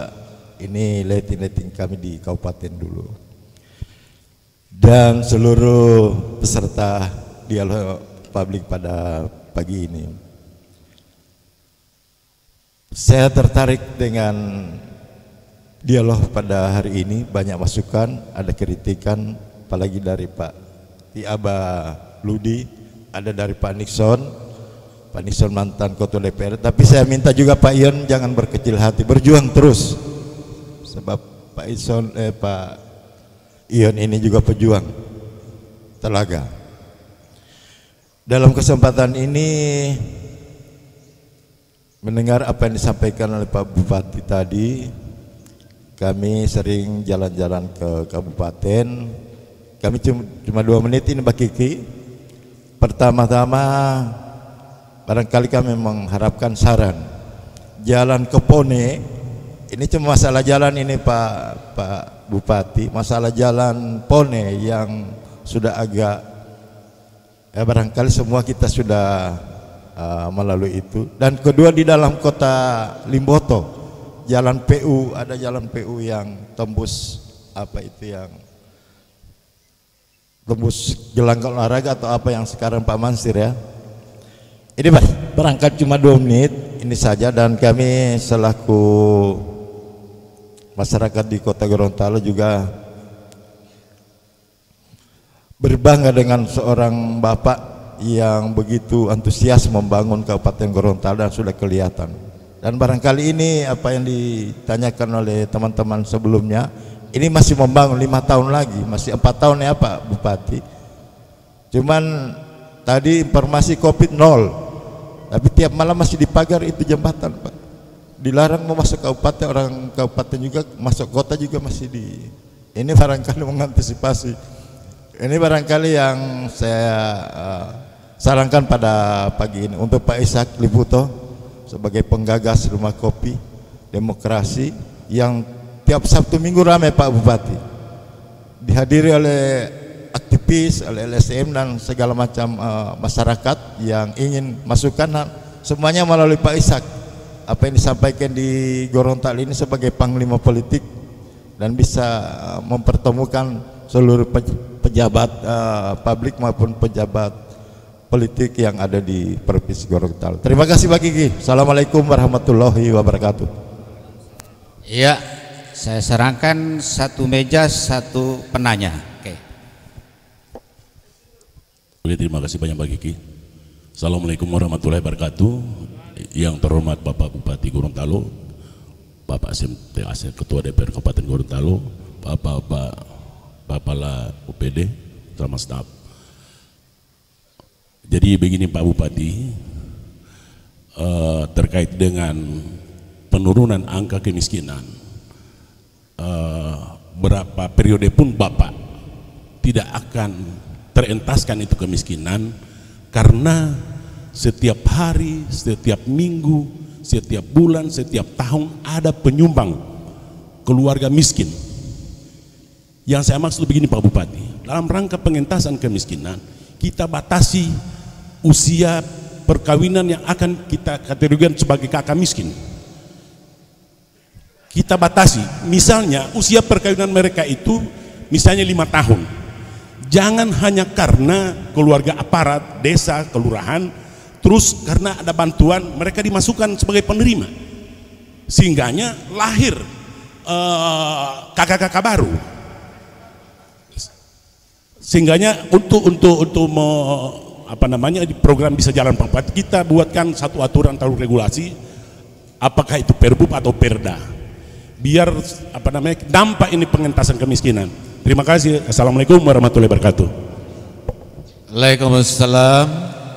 5 penanya kami persilakan. Terima kasih Pak Bupati.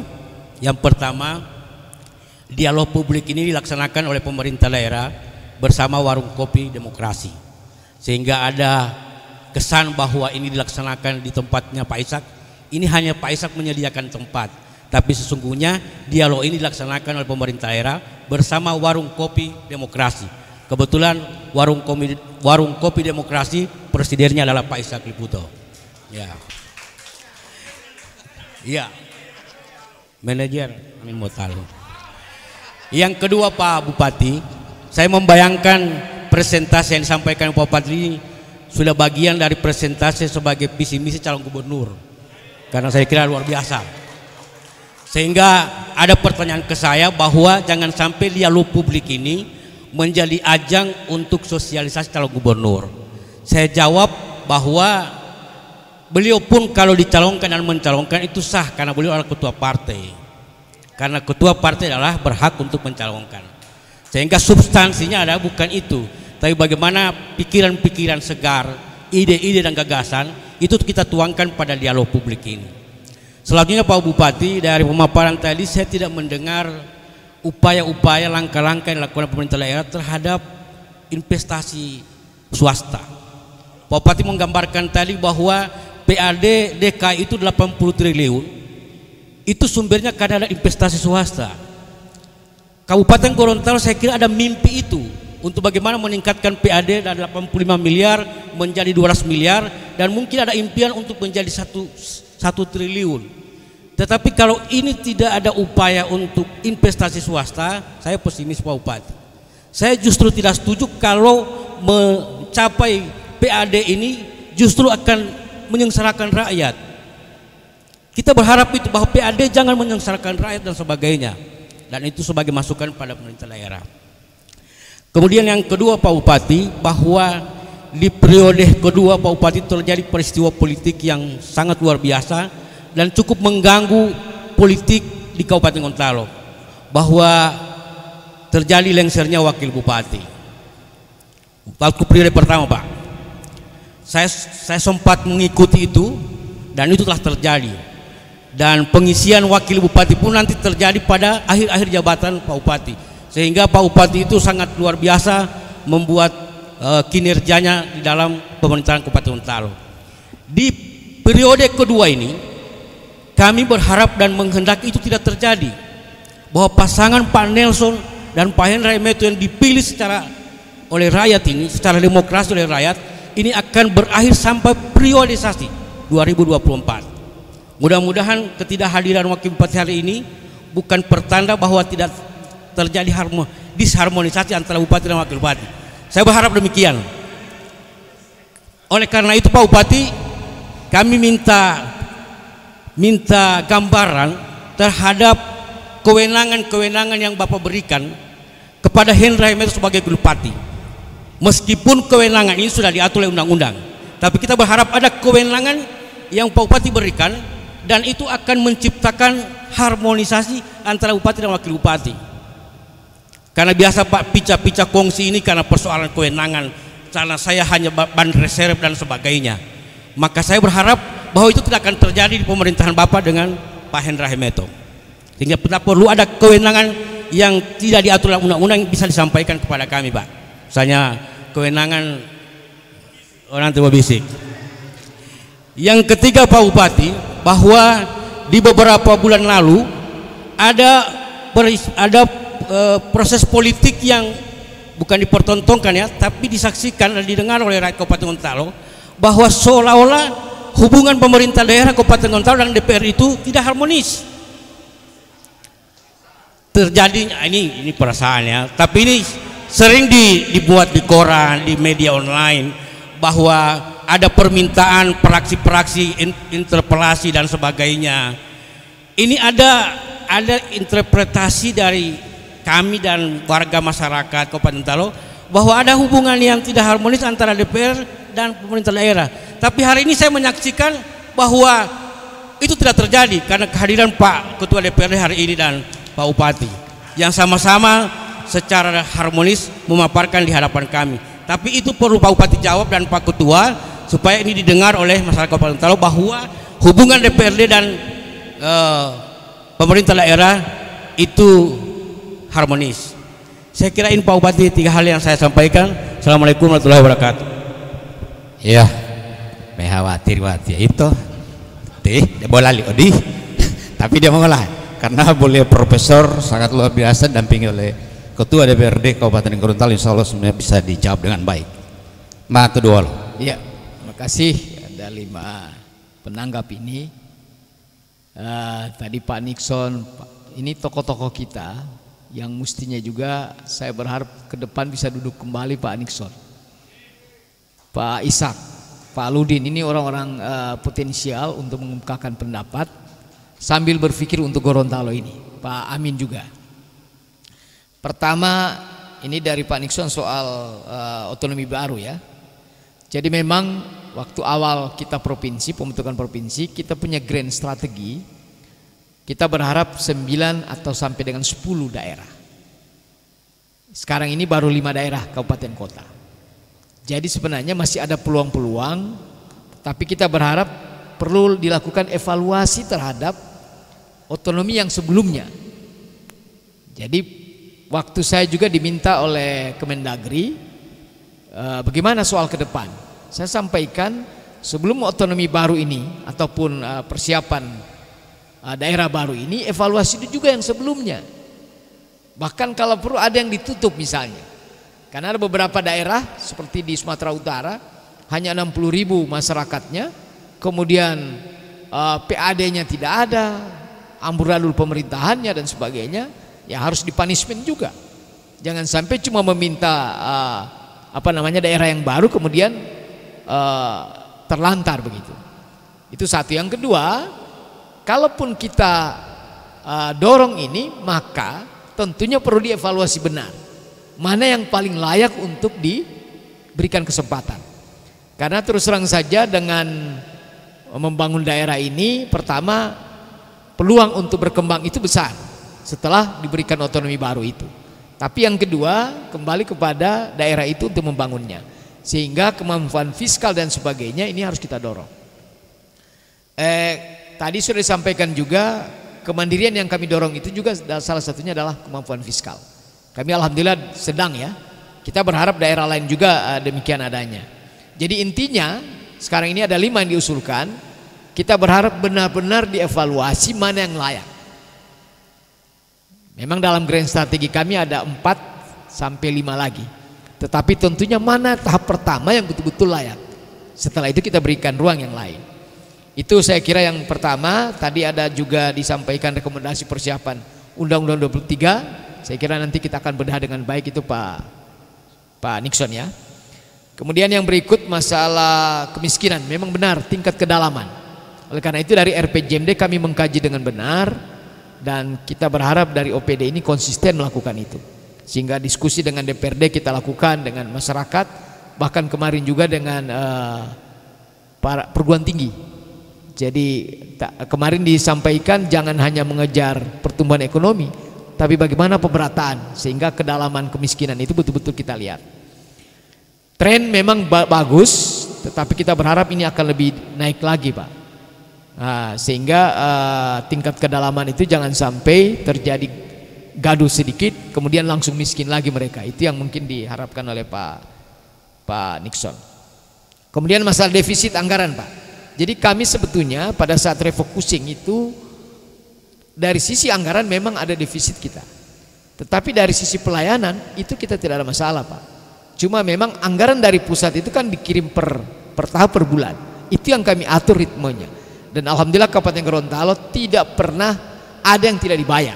Semuanya dibayar Pak. Kecuali yang tahun yang lalu karena adanya refocusing itu, dan tahun inilah kami bayar. Dan itu memang aturan dari pusat dimungkinkan begitu melalui dana PEN yang disampaikan oleh oleh Pak Ludin tadi. Jadi dari sisi defisit kita bisa lihat juga daerah-daerah yang lain bahkan mau mengeluarkan tenaga kontrak, honor dan sebagainya. Kami tidak seperti begitu. Kemudian TPP tetap kami bayar, semua kami bayar, walaupun dia secara bertahap, termasuk perjalanan dinas. Problemanya adalah kadang-kala perjalanan dinas terlalu besar. Di sisi lain ada yang lain yang perlu kita tanggulangi. Maka perjalanan dinas itu kita buat nanti bulan depan. Jadi bertahap. Tapi pada intinya kami bayar semua Pak. Jadi tidak ada yang tidak dibayar. Kemudian yang berikut dari Pak Ludin ini Orli ya. Ya, saya senang sekali lagi masukan itu penting. Kadangkala kami di tingkat pemerintah daerah hanya melihat sempit. Teman-teman yang di tingkat bawah ini yang paling lihat secara langsung. Nah, yang pertama masalah gubernur, saya sampaikan memang di partai saya ini sudah menetapkan, mungkin satu-satunya partai yang telah menetapkan calon gubernur dan tunggal adalah P3. Tetapi itu adalah penetapan partai. Belum berarti itu saya sudah setuju. Saya terus terang saja hari ini masih konsentrasi bekerja untuk Kabupaten Gorontalo. Dan kebetulan pada 2024 itu saya selesai juga karena harus pilkada serentak semuanya. Sehingga peluang-peluang mau kemana pun kita harus jalani. Tadi ada saran DPR RI, saya kira ini masukan yang baik. Kita kembalikan kepada partai nanti. Jadi partai yang menentukan, karena saya sekarang dikendalikan oleh partai, bukan dikendalikan oleh saya sendiri. Kemudian Pak Ishak Liputo ini DPD saya kira bagus, apalagi beliau perekat kita sekalian dan bisa berjuang di tingkat nasional. Untuk menjadi di nasional itu Pak, dan menjadi pemimpin itu salah satu yang penting adalah networking. Jaringan Pak. Kalau kita duduk di sana cuma diam, untuk apa Pak? Jaringan-jaringan itu, karena itulah yang mengakibatkan duit ke sini. Nah, ini yang penting Pak. Ini jaringan politiknya PMI dan para politisi-politisi sana luar biasa dengan Pak Ishak. Kemudian isu tadi memang benar Pak, ada yang dibayar tapi terbatas. Mungkin kurang lebih hanya 10 miliar kalau nggak salah. Tidak banyak Pak untuk pembayaran PEN yang sebelumnya, karena mereka sudah kerjakan. Kemudian pencairan dana memang ini sangat ketat Pak. Pertama 66 miliar. Tahun ini bulan ini 135 M ya. Jadi sudah 2 tahap ini cair Pak. 492. Tahun depan bulan Desember lagi akan cair lagi Pak untuk multi years maupun untuk single years. Jadi uangnya sudah cair Pak. Sekarang tinggal pengusaha yang kami dorong bagaimana selesai. Memang menjadi problem ini pengusaha yang profesional. Pertama, kami itu kan melalui tender semuanya Pak. Lelang, terbuka. Sehingga terjaringlah orang-orang yang baik. Tapi pada saat pelaksanaannya siapa kita tidak tahu kan. Yang kedua, pelaksanaan di lapangan yang paling utama. Saya mendengar yang Bapak sampaikan itu, Pak Fikman misalnya, ini sekali lagi tidak ada hubungan dengan saya. Namanya tender itu ULP yang menentukan, bukan saya. Nah, proses jalannya itu baik. Saya cek satu-satu, semuanya saya cek. Nah, ada yang kita anggap profesional tapi di lapangan tidak baik. Nah, ini kadang-kala terjadi. Sehingga saya sudah menyampaikan kepada dinas, ke depan kalau orang-orang yang tidak baik di blacklist, dibuat pernyataan sehingga masuk di ULP betul-betul tidak diterima. Tapi problemanya lagi adalah kadang-kala dia masuk dengan perusahaan A hari ini, besok perusahaan B. Inilah jadi masalah Pak. Nah, ini yang kendalinya tentunya di ULP. Kemudian masalah lingkungan hidup Pak, ini masalah kotor dan sebagainya, saya sampaikan. Alhamdulillah ini Kadis Lingkungan Hidup hadir. Kebetulan bulan ini kita akan ada festival Kabupaten Lestari. Mulai tanggal 23, kami termasuk di dalam 15 kabupaten Kaukus. Dari kan sekarang ada kurang lebih 10 bupati akan datang. Setiap tahun itu kita akan ada festival. Ini festival yang keempat, dan alhamdulillah kami dengan Bone Bolango menjadi tuan rumah. Kita berharap penataan Kota Limboto ini benar-benar jadi bagus, dan tahun ini kita akan mulai, ini tendernya sementara jalan, yaitu shopping center Pak. Itu benar-benar kita benahi karena ikon kita itu Pak. Kalau itu bersih, kita bisa lihat hari ini shopping center terbakar. Kemudian sepertinya sekitarnya itu sudah jadi seperti modelo apa namanya dapur. Jadi dapur sekeliling, dapur umum lah. Karena dibuat ini di situ Pak. Nah, itu kita bongkar semua, dan insya Allah dengan adanya penataan itu akan berimbas kepada kebersihan-kebersihan yang ada di Kota Limboto. Jalan yang dari Jalan Koreformasi juga kita perbaiki Pak. Tadi juga saya menjawab yang jalan dari Pone itu dari apa namanya patung ketupat itu diperlebar Pak. Itu dana pen tahun ini sampai dengan ke DPD 2 Golkar. Karena itu jadi jalan alternatif Pak. Jadi kalau kita ke bandara tidak perlu lagi lewat Yosionogoro, langsung di situ dia. Karena pendek jalannya dan melalui Kota Limboto. Kemudian ke depan Kota Limboto itu arahnya ke Limboto Barat. Oleh karena itu sekarang sementara kami upayakan Pak Asisten 3 ya, mudah-mudahan besok selesai, karena hari Selasa saya minta Pak Wakil Bupati datang ke Jakarta karena dalam rangka alih status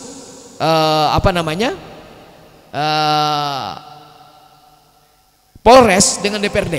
Jadi DPRD itu kita berikan ke Polres karena daripada masalah terusi. Nah, kita serahkan 6,8 hektar kalau tidak salah. Kemudian Polres kurang lebih 4 hektar itu kita ambil alih. Kita akan mengikuti cara dengan seperti yang di Kota Gorontalo. Kita buat RTH di situ sekaligus mungkin Mall Limboto di situ Pak. Sehingga shopping center kelas menengah ke bawah, kemudian Mall Limboto menjadi kelas menengah ke atas. Sehingga pilihannya tinggal memilih. Ya, kita berharap jangan semuanya ke Kota Gorontalo. Hari ini terus terang saja disedot oleh Kota Gorontalo kita punya uang. Karena semuanya pembelajaran berada di sini. Kita berharap merata di seluruh Gorontalo ini. Kemudian yang berikut mutasi Pak, ini rotasi memang benar.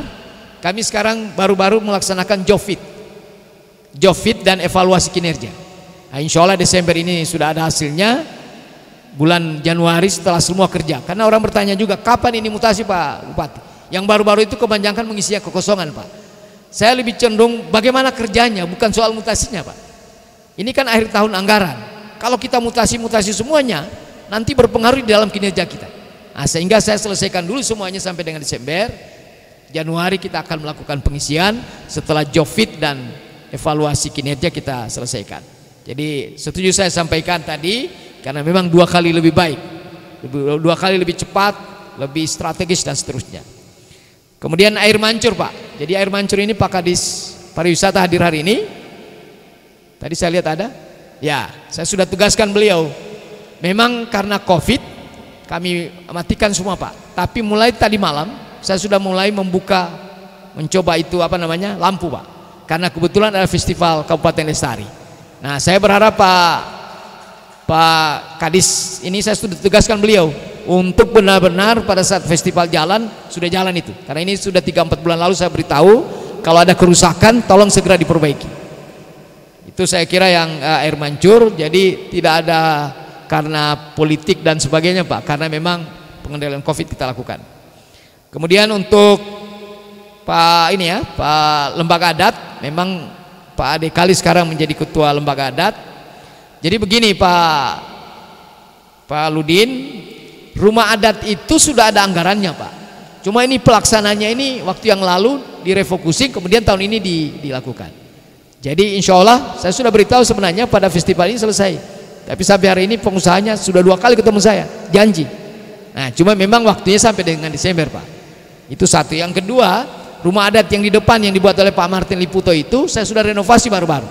Tinggal yang di belakang itu bukan rumah adat, apa namanya, Bantai Pobaide Pak. Jadi ruang musyawarah. Jadi nanti mau tenggewa, mau musyawarah adat dan sebagainya, karena itu terbuka. Kita lakukan di situ. Jadi berbeda rumah adat dengan Bantai Pobaide. Kemudian tadi Jalan Pone saya kira selesai. Shopping center insya Allah tahun depan November, kebanggaan kita Pak. Shopping center itu kan kita mestinya malu dengan Pak Martin Liputo almarhum. Dulu Sulawesi Utara itu cuma 2 shopping yang ada di Manado, Bendari 45 ya, dan yang kedua di Kota Limboto Pak. Itu luar biasa. Maka sejarah itu harus kita kembalikan menjadi kebanggaan Gorontalo. Shopping center alhamdulillah mendapat dana 60 miliar lebih. Kita akan selesaikan dan mudah-mudahan pada bulan ini hasil tendernya selesai, mulai bulan depan kerjanya sampai dengan November tahun depan karena dia multi-years. Kemudian jembatan itu Pak ditutup, saya kira ini kebijakan provinsi antar wilayah. Jadi penutupan itu bukan karena kami, tapi itu kebijakan provinsi bagaimana antar wilayah ini tidak terjadi penumpukan. Nah kira-kira begitu Pak, siapa namanya ini? Pak Samsi. Pak Irfan. Wah, ini luar biasa juga pemikiran Pak Irfan ini ya. Jadi jangan banyak rumah tangga baru gitu. Kalau ada rumah tangga baru maka akan melahirkan rumah tangga miskin lagi kan. Tapi intinya begini Pak Irfan, bagaimana mereka produktif, itu yang penting. Oleh karena itu melalui paket ABC itu saya mendorong 3 hal di situ. Pertama adalah pengetahuan, mereka mendapat ijazah, dan yang kedua life skill, mereka mendapatkan keterampilan hidup sehingga produktif, dan yang ketiga adalah pendidikan keluarga. Karena apa? Namanya narkoba, namanya apa segala itu dari titiknya dari keluarga. Nah, keluarganya kalau bagus maka insya Allah masalah-masalah sosial itu bisa diatasi dengan baik. Nah, tadi ada saran Perda, saya kira ini menjadi masukan bagi kita sekalian. Kemudian dari Pak Amin, sekali lagi saya ingin sampaikan siapapun yang menjadi calon gubernur silahkan diberikan kesempatan Pak. Lebih banyak calon gubernur lebih bagus. Gitu. Jangan dibatasi orang, mau ada partai maupun tidak. Kan bagus kalau ada semangat membangun daerah ini. Jadi silakan. Jadi jangan jadi tabu lagi bicara calon gubernur, wakil gubernur dan seterusnya. Ini sudah hal biasa apalagi tinggal 3 tahun. Tetapi setiap orang tentunya punya tugasnya masing-masing dan konsentrasi di situ. Saya hari ini walaupun disuruh disebut-sebut menjadi calon gubernur, tetapi saya tetap konsentrasi membangun Kabupaten Gorontalo. Karena bagi saya kampanye yang baik dan benar itu adalah kerja Pak, bukan baliho Pak.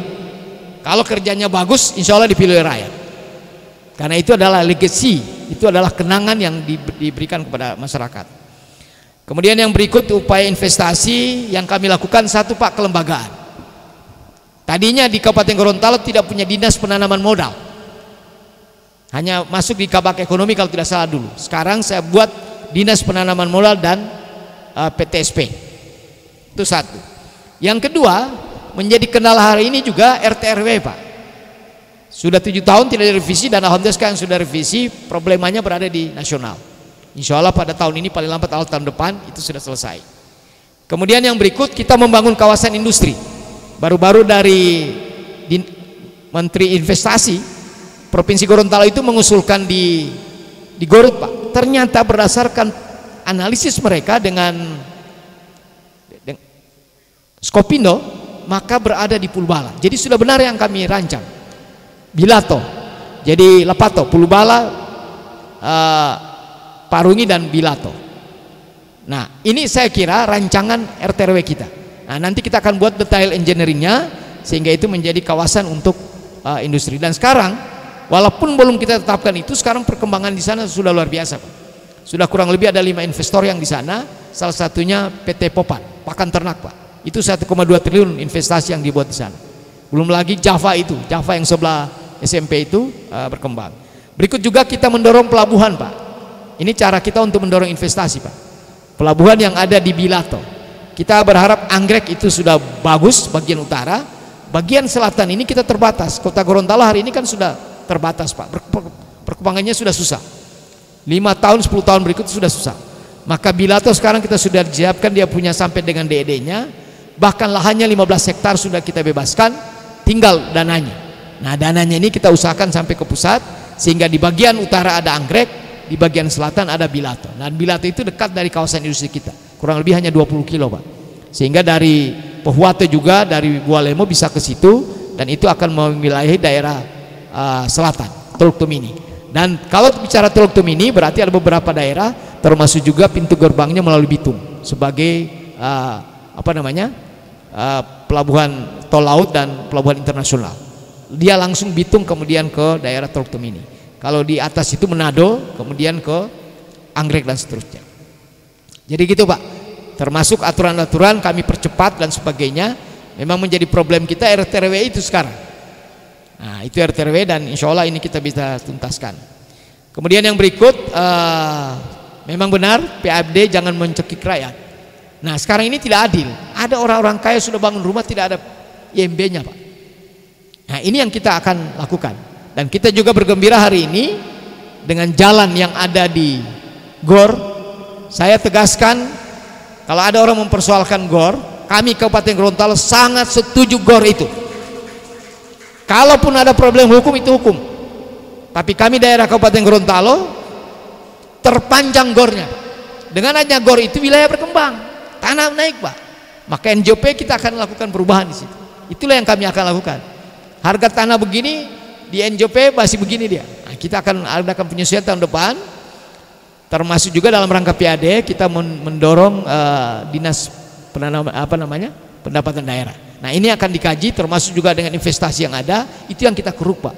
Bukan masyarakat yang di bawah. Kalau perlu masyarakat di bawah dibebaskan, dia punya pajak begitu, Pak. Berikut masalah dari Pak, ini lagi masalah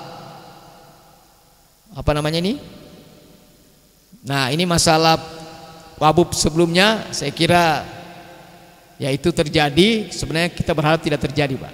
Cuma ya sudah berlalu. Dan prosesnya kenapa lama pengisian? Bukan karena saya alhamdulillah hampir 5 tahun ya sebagai bupati sendiri, tapi bisa bekerja. Nah, dulu juga saya mengusulkan waktu pembahasan di ini Pak Nixon, mungkin juga bisa diinikan. Bukan berarti saya tidak mau wakil bupati, Pak.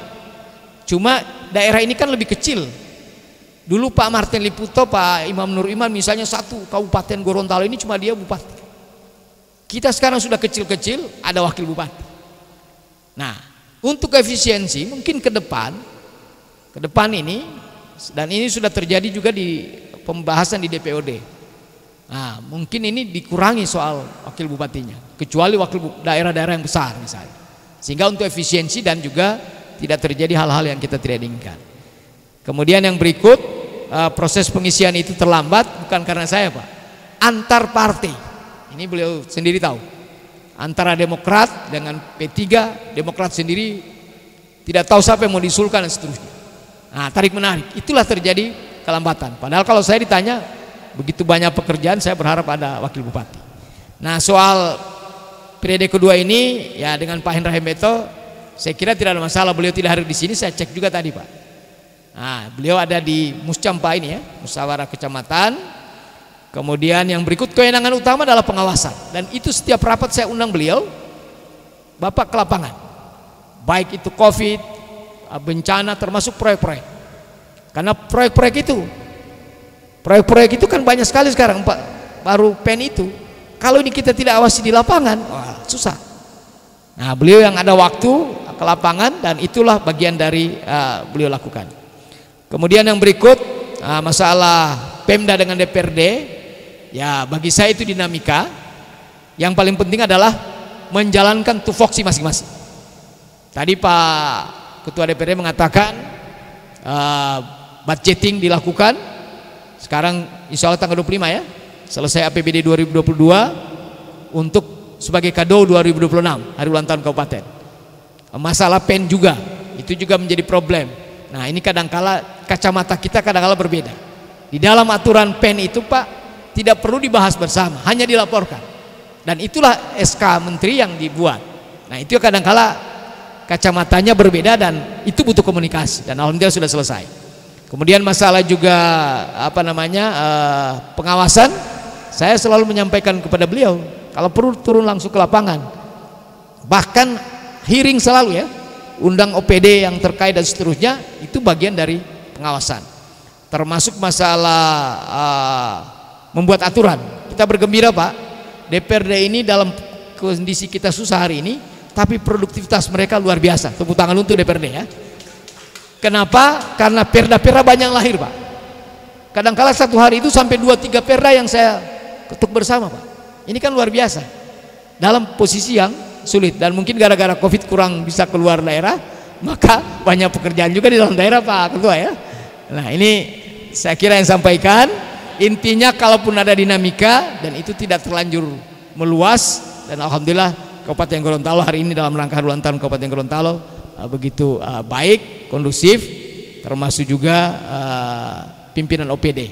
Walaupun mungkin was-was juga teman-teman ini, tapi saya sudah sampaikan kerja yang benar saja, baik, itu yang utama, karena itu akan kita lihat. Insya Allah Januari akan ada mutasi, penyesuaian sesuai dengan tupoksi masing-masing.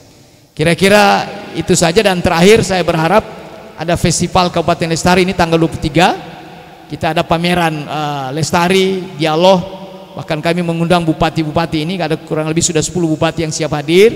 Dan bagi saya ini Pak Ketua, ini momentum untuk bangkit kembali, sehingga kurang lebih 2 tahun kita ini terpuruk, perak-peranda gara-gara COVID ini.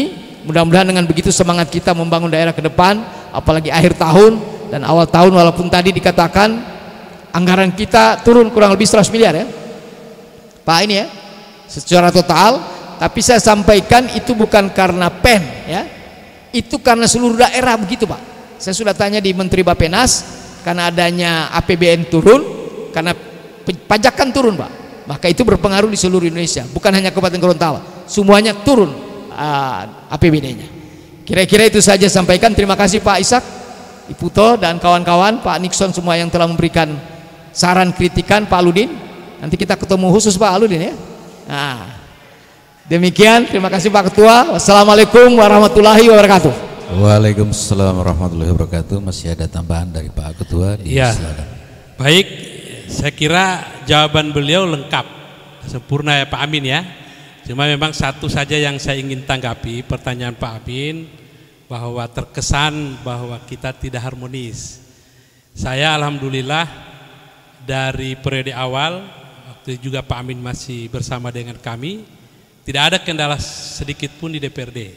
Setiap usulan pemerintah daerah itu bisa berjalan dengan baik, kita bahas DPRD. Kalaupun terjadi riak-riak, itu biasa dinamika. Dan Pak Amin sudah proses melewati itu ya.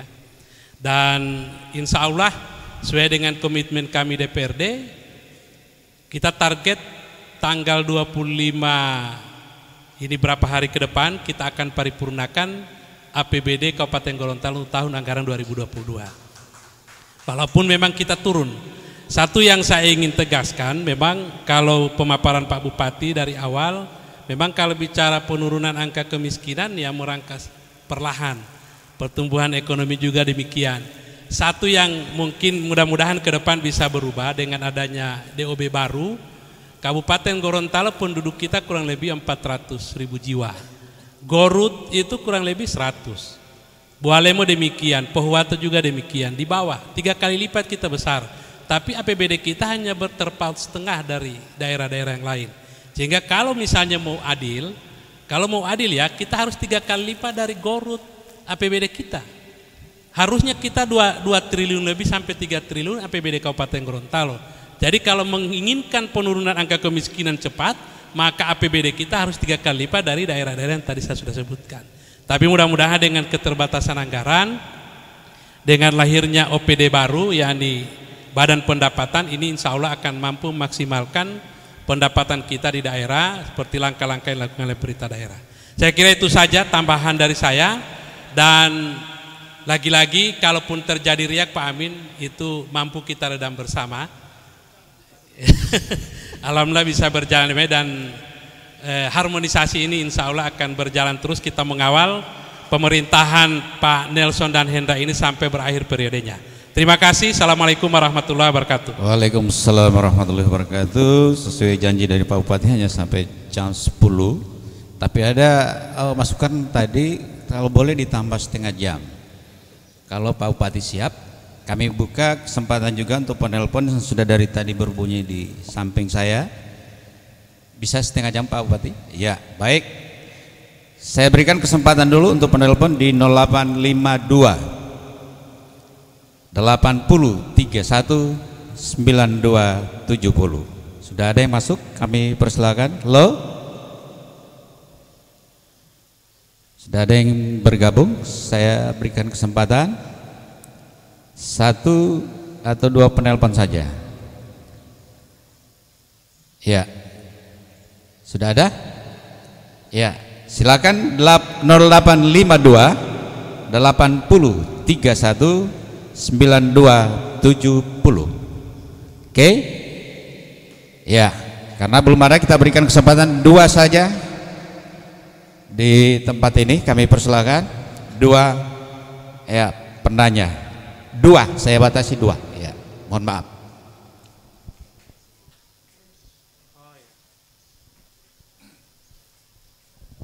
Assalamualaikum warahmatullahi wabarakatuh. Pak Bupati yang kami hormati, Pak Ketua DPR, dan senior kita Pak Ishak Liputo, dan seluruh hadirin yang kami muliakan. Barangkali Pak Bupati kami langsung saja. Tadi pemaparan Pak Bupati cukup bagus dan perlu kita apresiasi. Yang Pak Bupati sampaikan tadi bahwa waktu Bupati memimpin ini kurang lebih 3 tahun lagi. Kalau saya tidak menghitung 3 tahun, karena tahun ketiga adalah sudah pada proses pilkada 2024. Berarti kurang 2 tahun ini Pak Bupati bekerja untuk melaksanakan seluruh janji-janji politik. Maka saya datang dengan saran untuk tahun depan ini, mumpung ada Ketua DPR, untuk merampungkan Taman Budaya sebagai ikon pemerintah daerah sekaligus shopping center, sehingga di tahun 2023 adalah evaluasi untuk janji-janji politik yang belum kita anggarkan 2023, karena 2024 itu sudah masuk politik sehingga anggaran terkuras pada pemilu kada. Saya kira ini sebagai saran dan pendapat. Makasih Pak Bupati. Iya, yang saya janji tadi Pak Ion, silakan. Kota Talang. Terima kasih Pak Kiki. Assalamualaikum warahmatullahi wabarakatuh. Yang saya hormati Pak Bupati, yang terhormat Pak Ketua Dewan, Bapak-bapak, Ibu, pimpinan OPD yang hadir hari ini, teman-teman sekalian. Saya tidak banyak Pak memaksimalkan waktu. Yang pertama tentunya saya harus mengapresiasi dan berterima kasih bahwa sebagai orang Talaga, khususnya yang jalan ke Tenggela ya Pak, ke jalannya Pak Palau ULP ini, dan yang lainnya di Luo, Talaga Jaya Pak saya. Tentunya berterima kasih bahwa hari ini telah terjadi ya rehabilitasi jalan, Pak. Dan alhamdulillah ini sudah disuarakan sudah lama. Alhamdulillah periode kedua ini dilaksanakan. Dan khusus di depan yang melewati depan rumah saya itu sudah mulai diratakan, Pak. Walaupun hari ini juga masih ada yang lubang-lubang. Tentunya sebagai masyarakat Talaga, Pak, saya berterima kasih atas pembangunan itu. Walaupun kami dengar-dengar ini cuma dengar-dengar. Katanya nanti pekerjaan selanjutnya nanti Februari. Karena memang kami tidak melihat ada papan proyek di situ. Sehingga kami tidak tahu kapan berakhir, kapan mulai dan kapan berakhir. Sehingga kalau saya dengar informasi seperti itu, berarti 2-3 bulan ke depan kita masih berkutat lagi dengan debu dan becek dengan situasi yang atau kondisi cuaca seperti ini.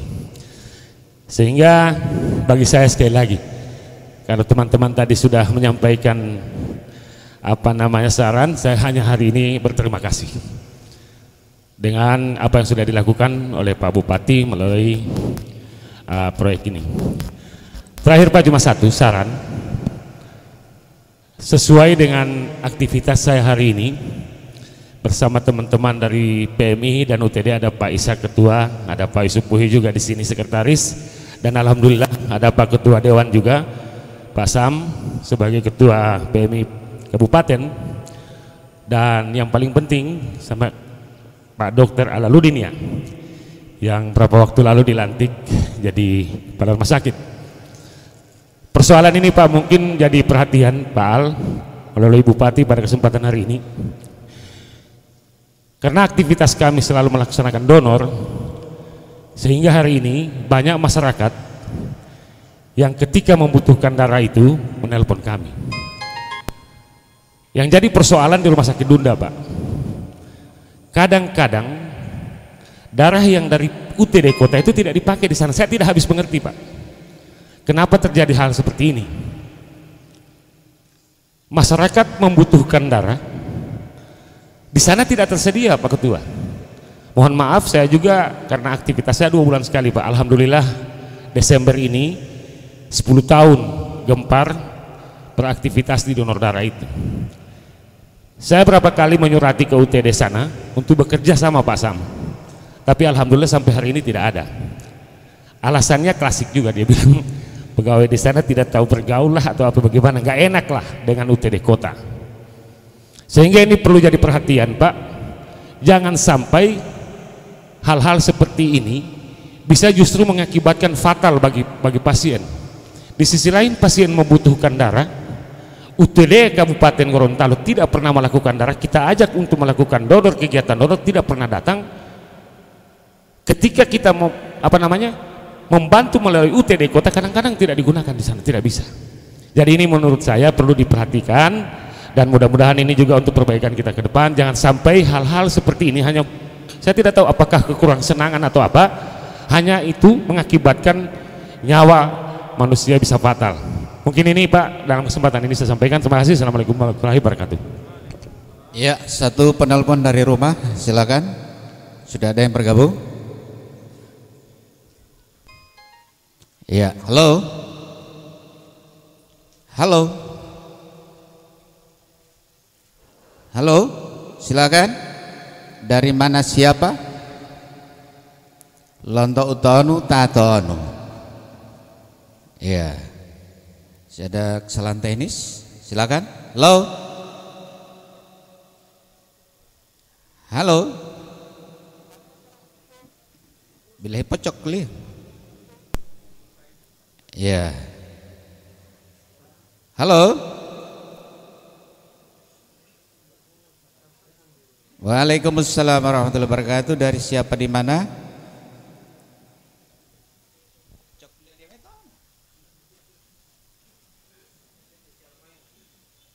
Ya, mohon maaf ada kesalahan teknis.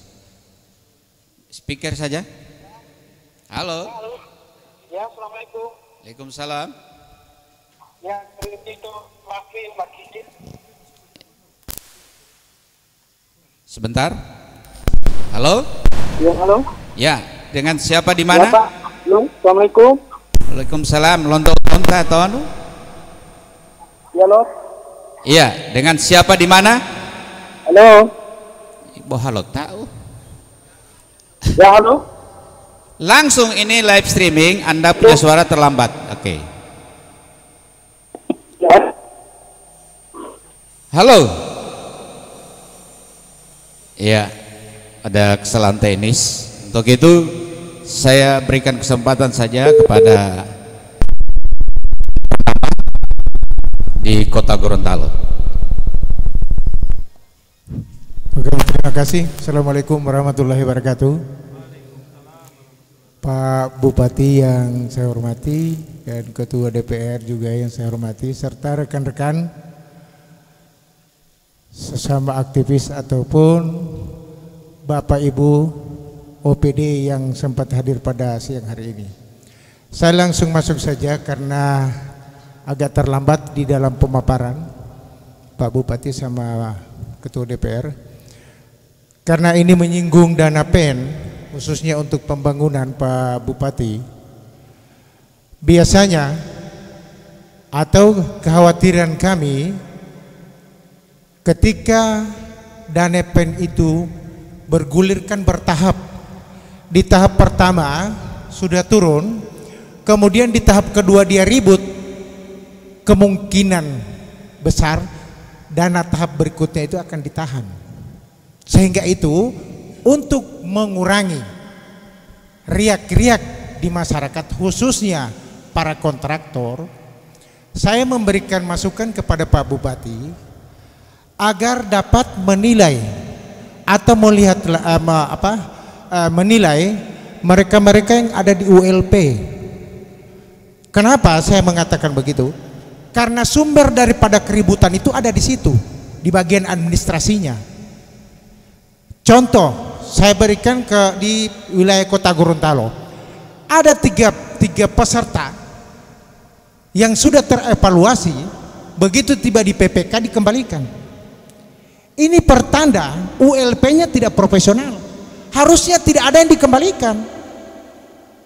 Contoh di kabupaten, ada 3 perusahaan yang sudah diajukan oleh ULP, oleh PPK dikembalikan 1 karena tidak dianggap bahwa tidak memenuhi syarat atau ada yang ditemukan sehingga mereka tidak yakin bahwa ini adalah pemenangnya. Langsung dikembalikan ke ULP. Padahal di sana 3 yang diajukan harusnya ada 2, pemenang cadangan 1 dan pemenang cadangan 2. Ini ada apa? Berarti saya menilai bahwa ULP tidak profesional. Sehingga itu walaupun Pak Bupati tidak bisa mengintervensi ULP, tetapi bisa melihat atau bisa menegur. Ketika ada permasalahan yang timbul, bisa dipanggil ULP-nya. Bukan berarti kita mengintervensi. Yang kedua Pak Bupati, dari pertama kalau saya melihat soal BPNT, bantuan pangan non tunai, ini telah lama ribut, tapi ketegasan pihak pemerintah itu tidak ada. Pihak BRI terindikasi ikut bermain di dalam lahan itu.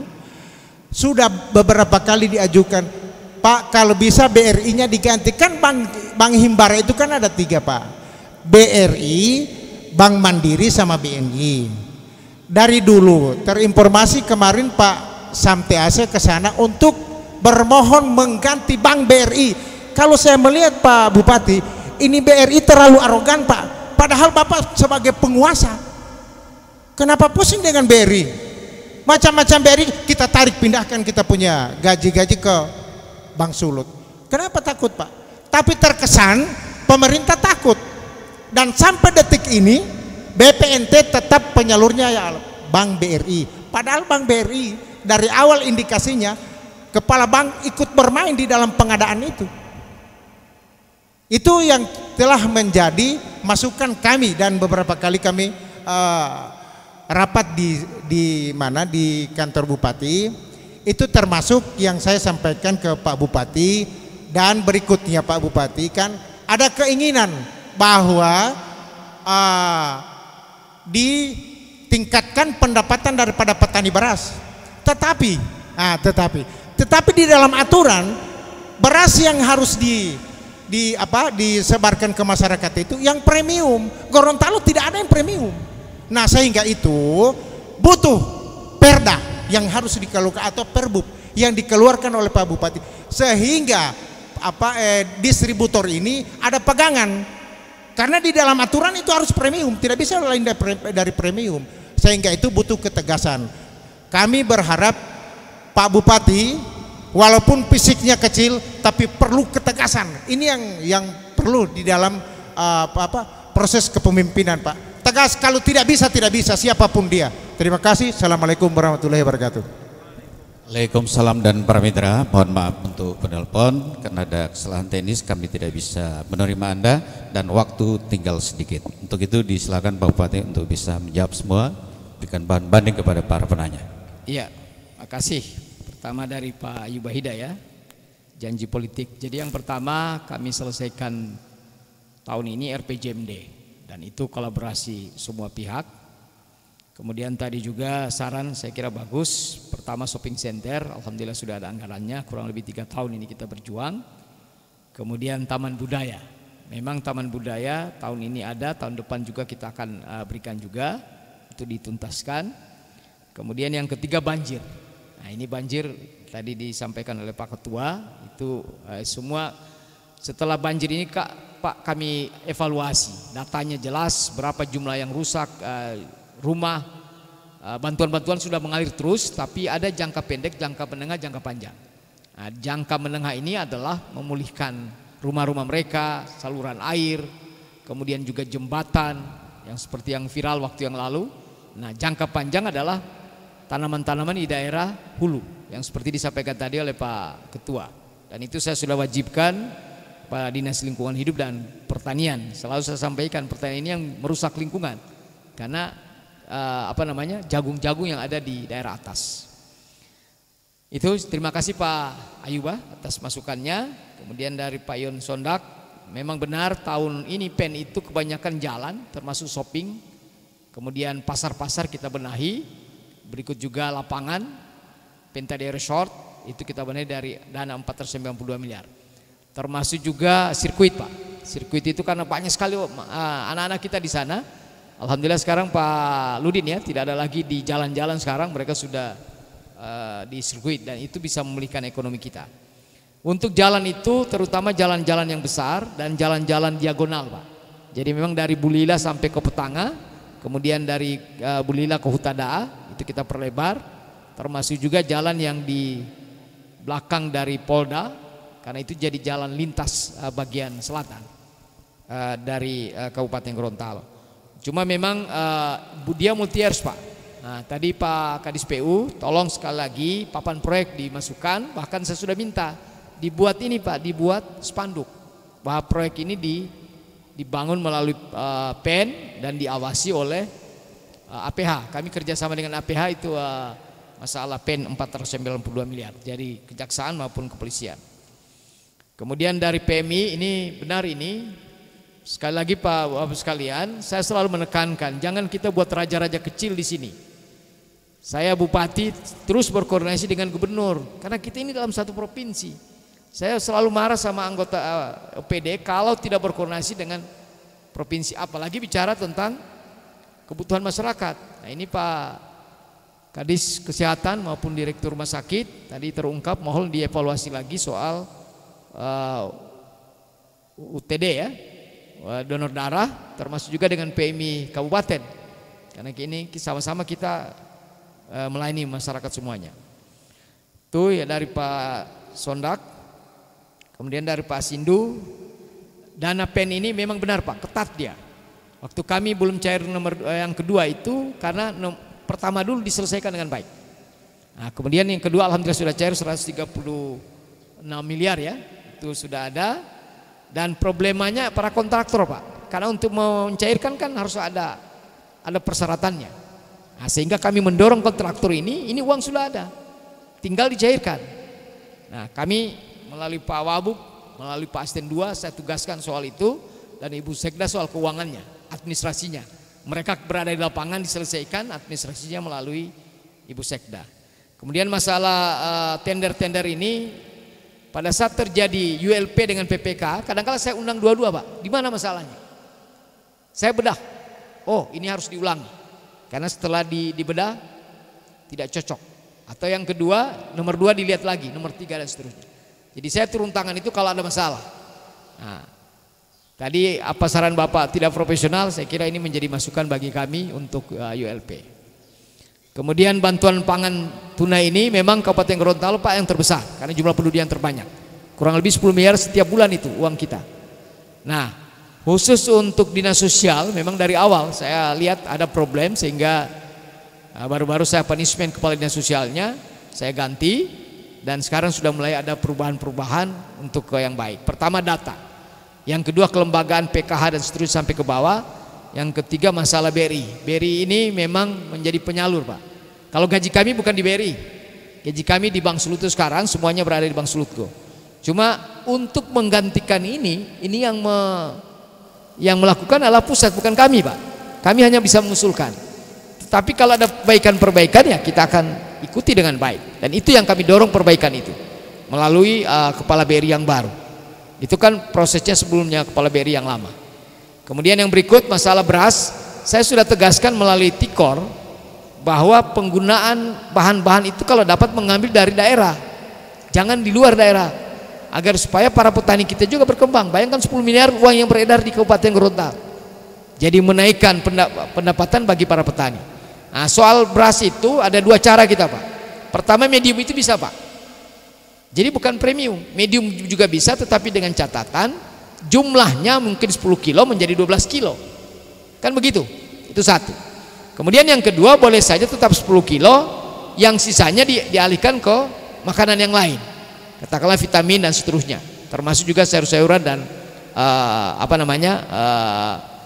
buah-buah, kemudian juga dengan lauk pauk dan seterusnya. Nah, yang kedua yang kami lakukan mendorong, ada kurang lebih 300 ya, mana ketahanan pangan, ada kurang lebih 300 gilingan kita, dan sekarang kami dorong melalui KUR untuk dialihkan sehingga dia mendapatkan premium. Nah, cara kita begitu sehingga beras kita yang berlimpah. Kami punya produksi beras di Kabupaten Gorontalo itu yang kita butuhkan hanya 1, diproduksi 3, Pak. Jadi 2 itu kita bisa jual keluar.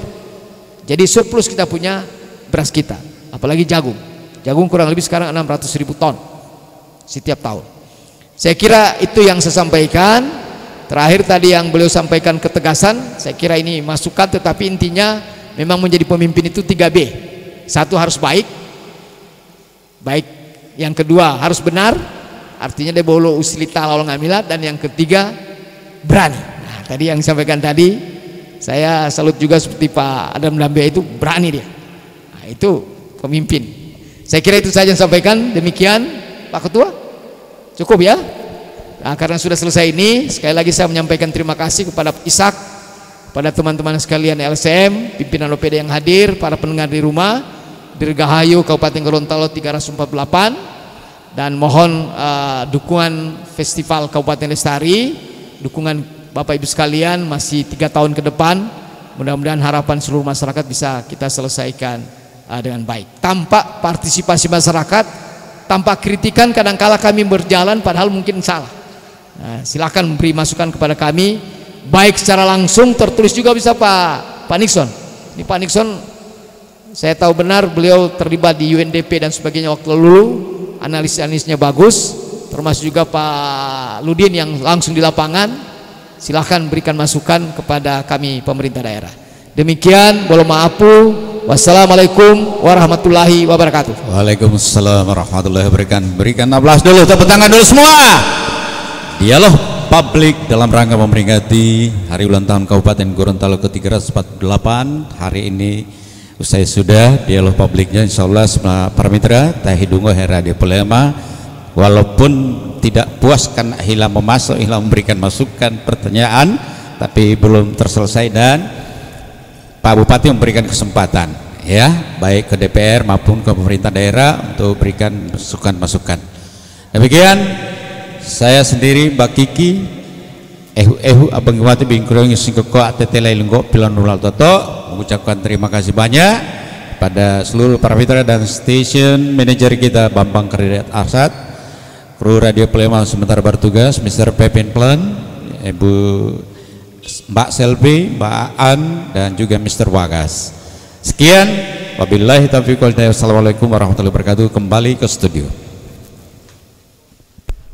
Baik para mitra Poliama dan juga pemirsa Kendali TV dimanapun Anda berada, selesai sudah kegiatan dialog publik memperingati 348 tahun Kabupaten Gorontalo sekaligus merayakan hari ulang tahun yang ke-63 Bapak Ishak Liputo SIP, dan saya reporter Anda Caca Selvia, station manager kami Bapak Bambang Arsyad, pimpinan Kendali TV Akbar Yusuf, produser kami Dea Patricia, dan teknisi yang bertugas Pepin Plan Bagas Afrianto. Saya undur diri dari ruang dengar Anda semuanya. Wassalamualaikum warahmatullahi wabarakatuh. Selamat siang dan sampai jumpa.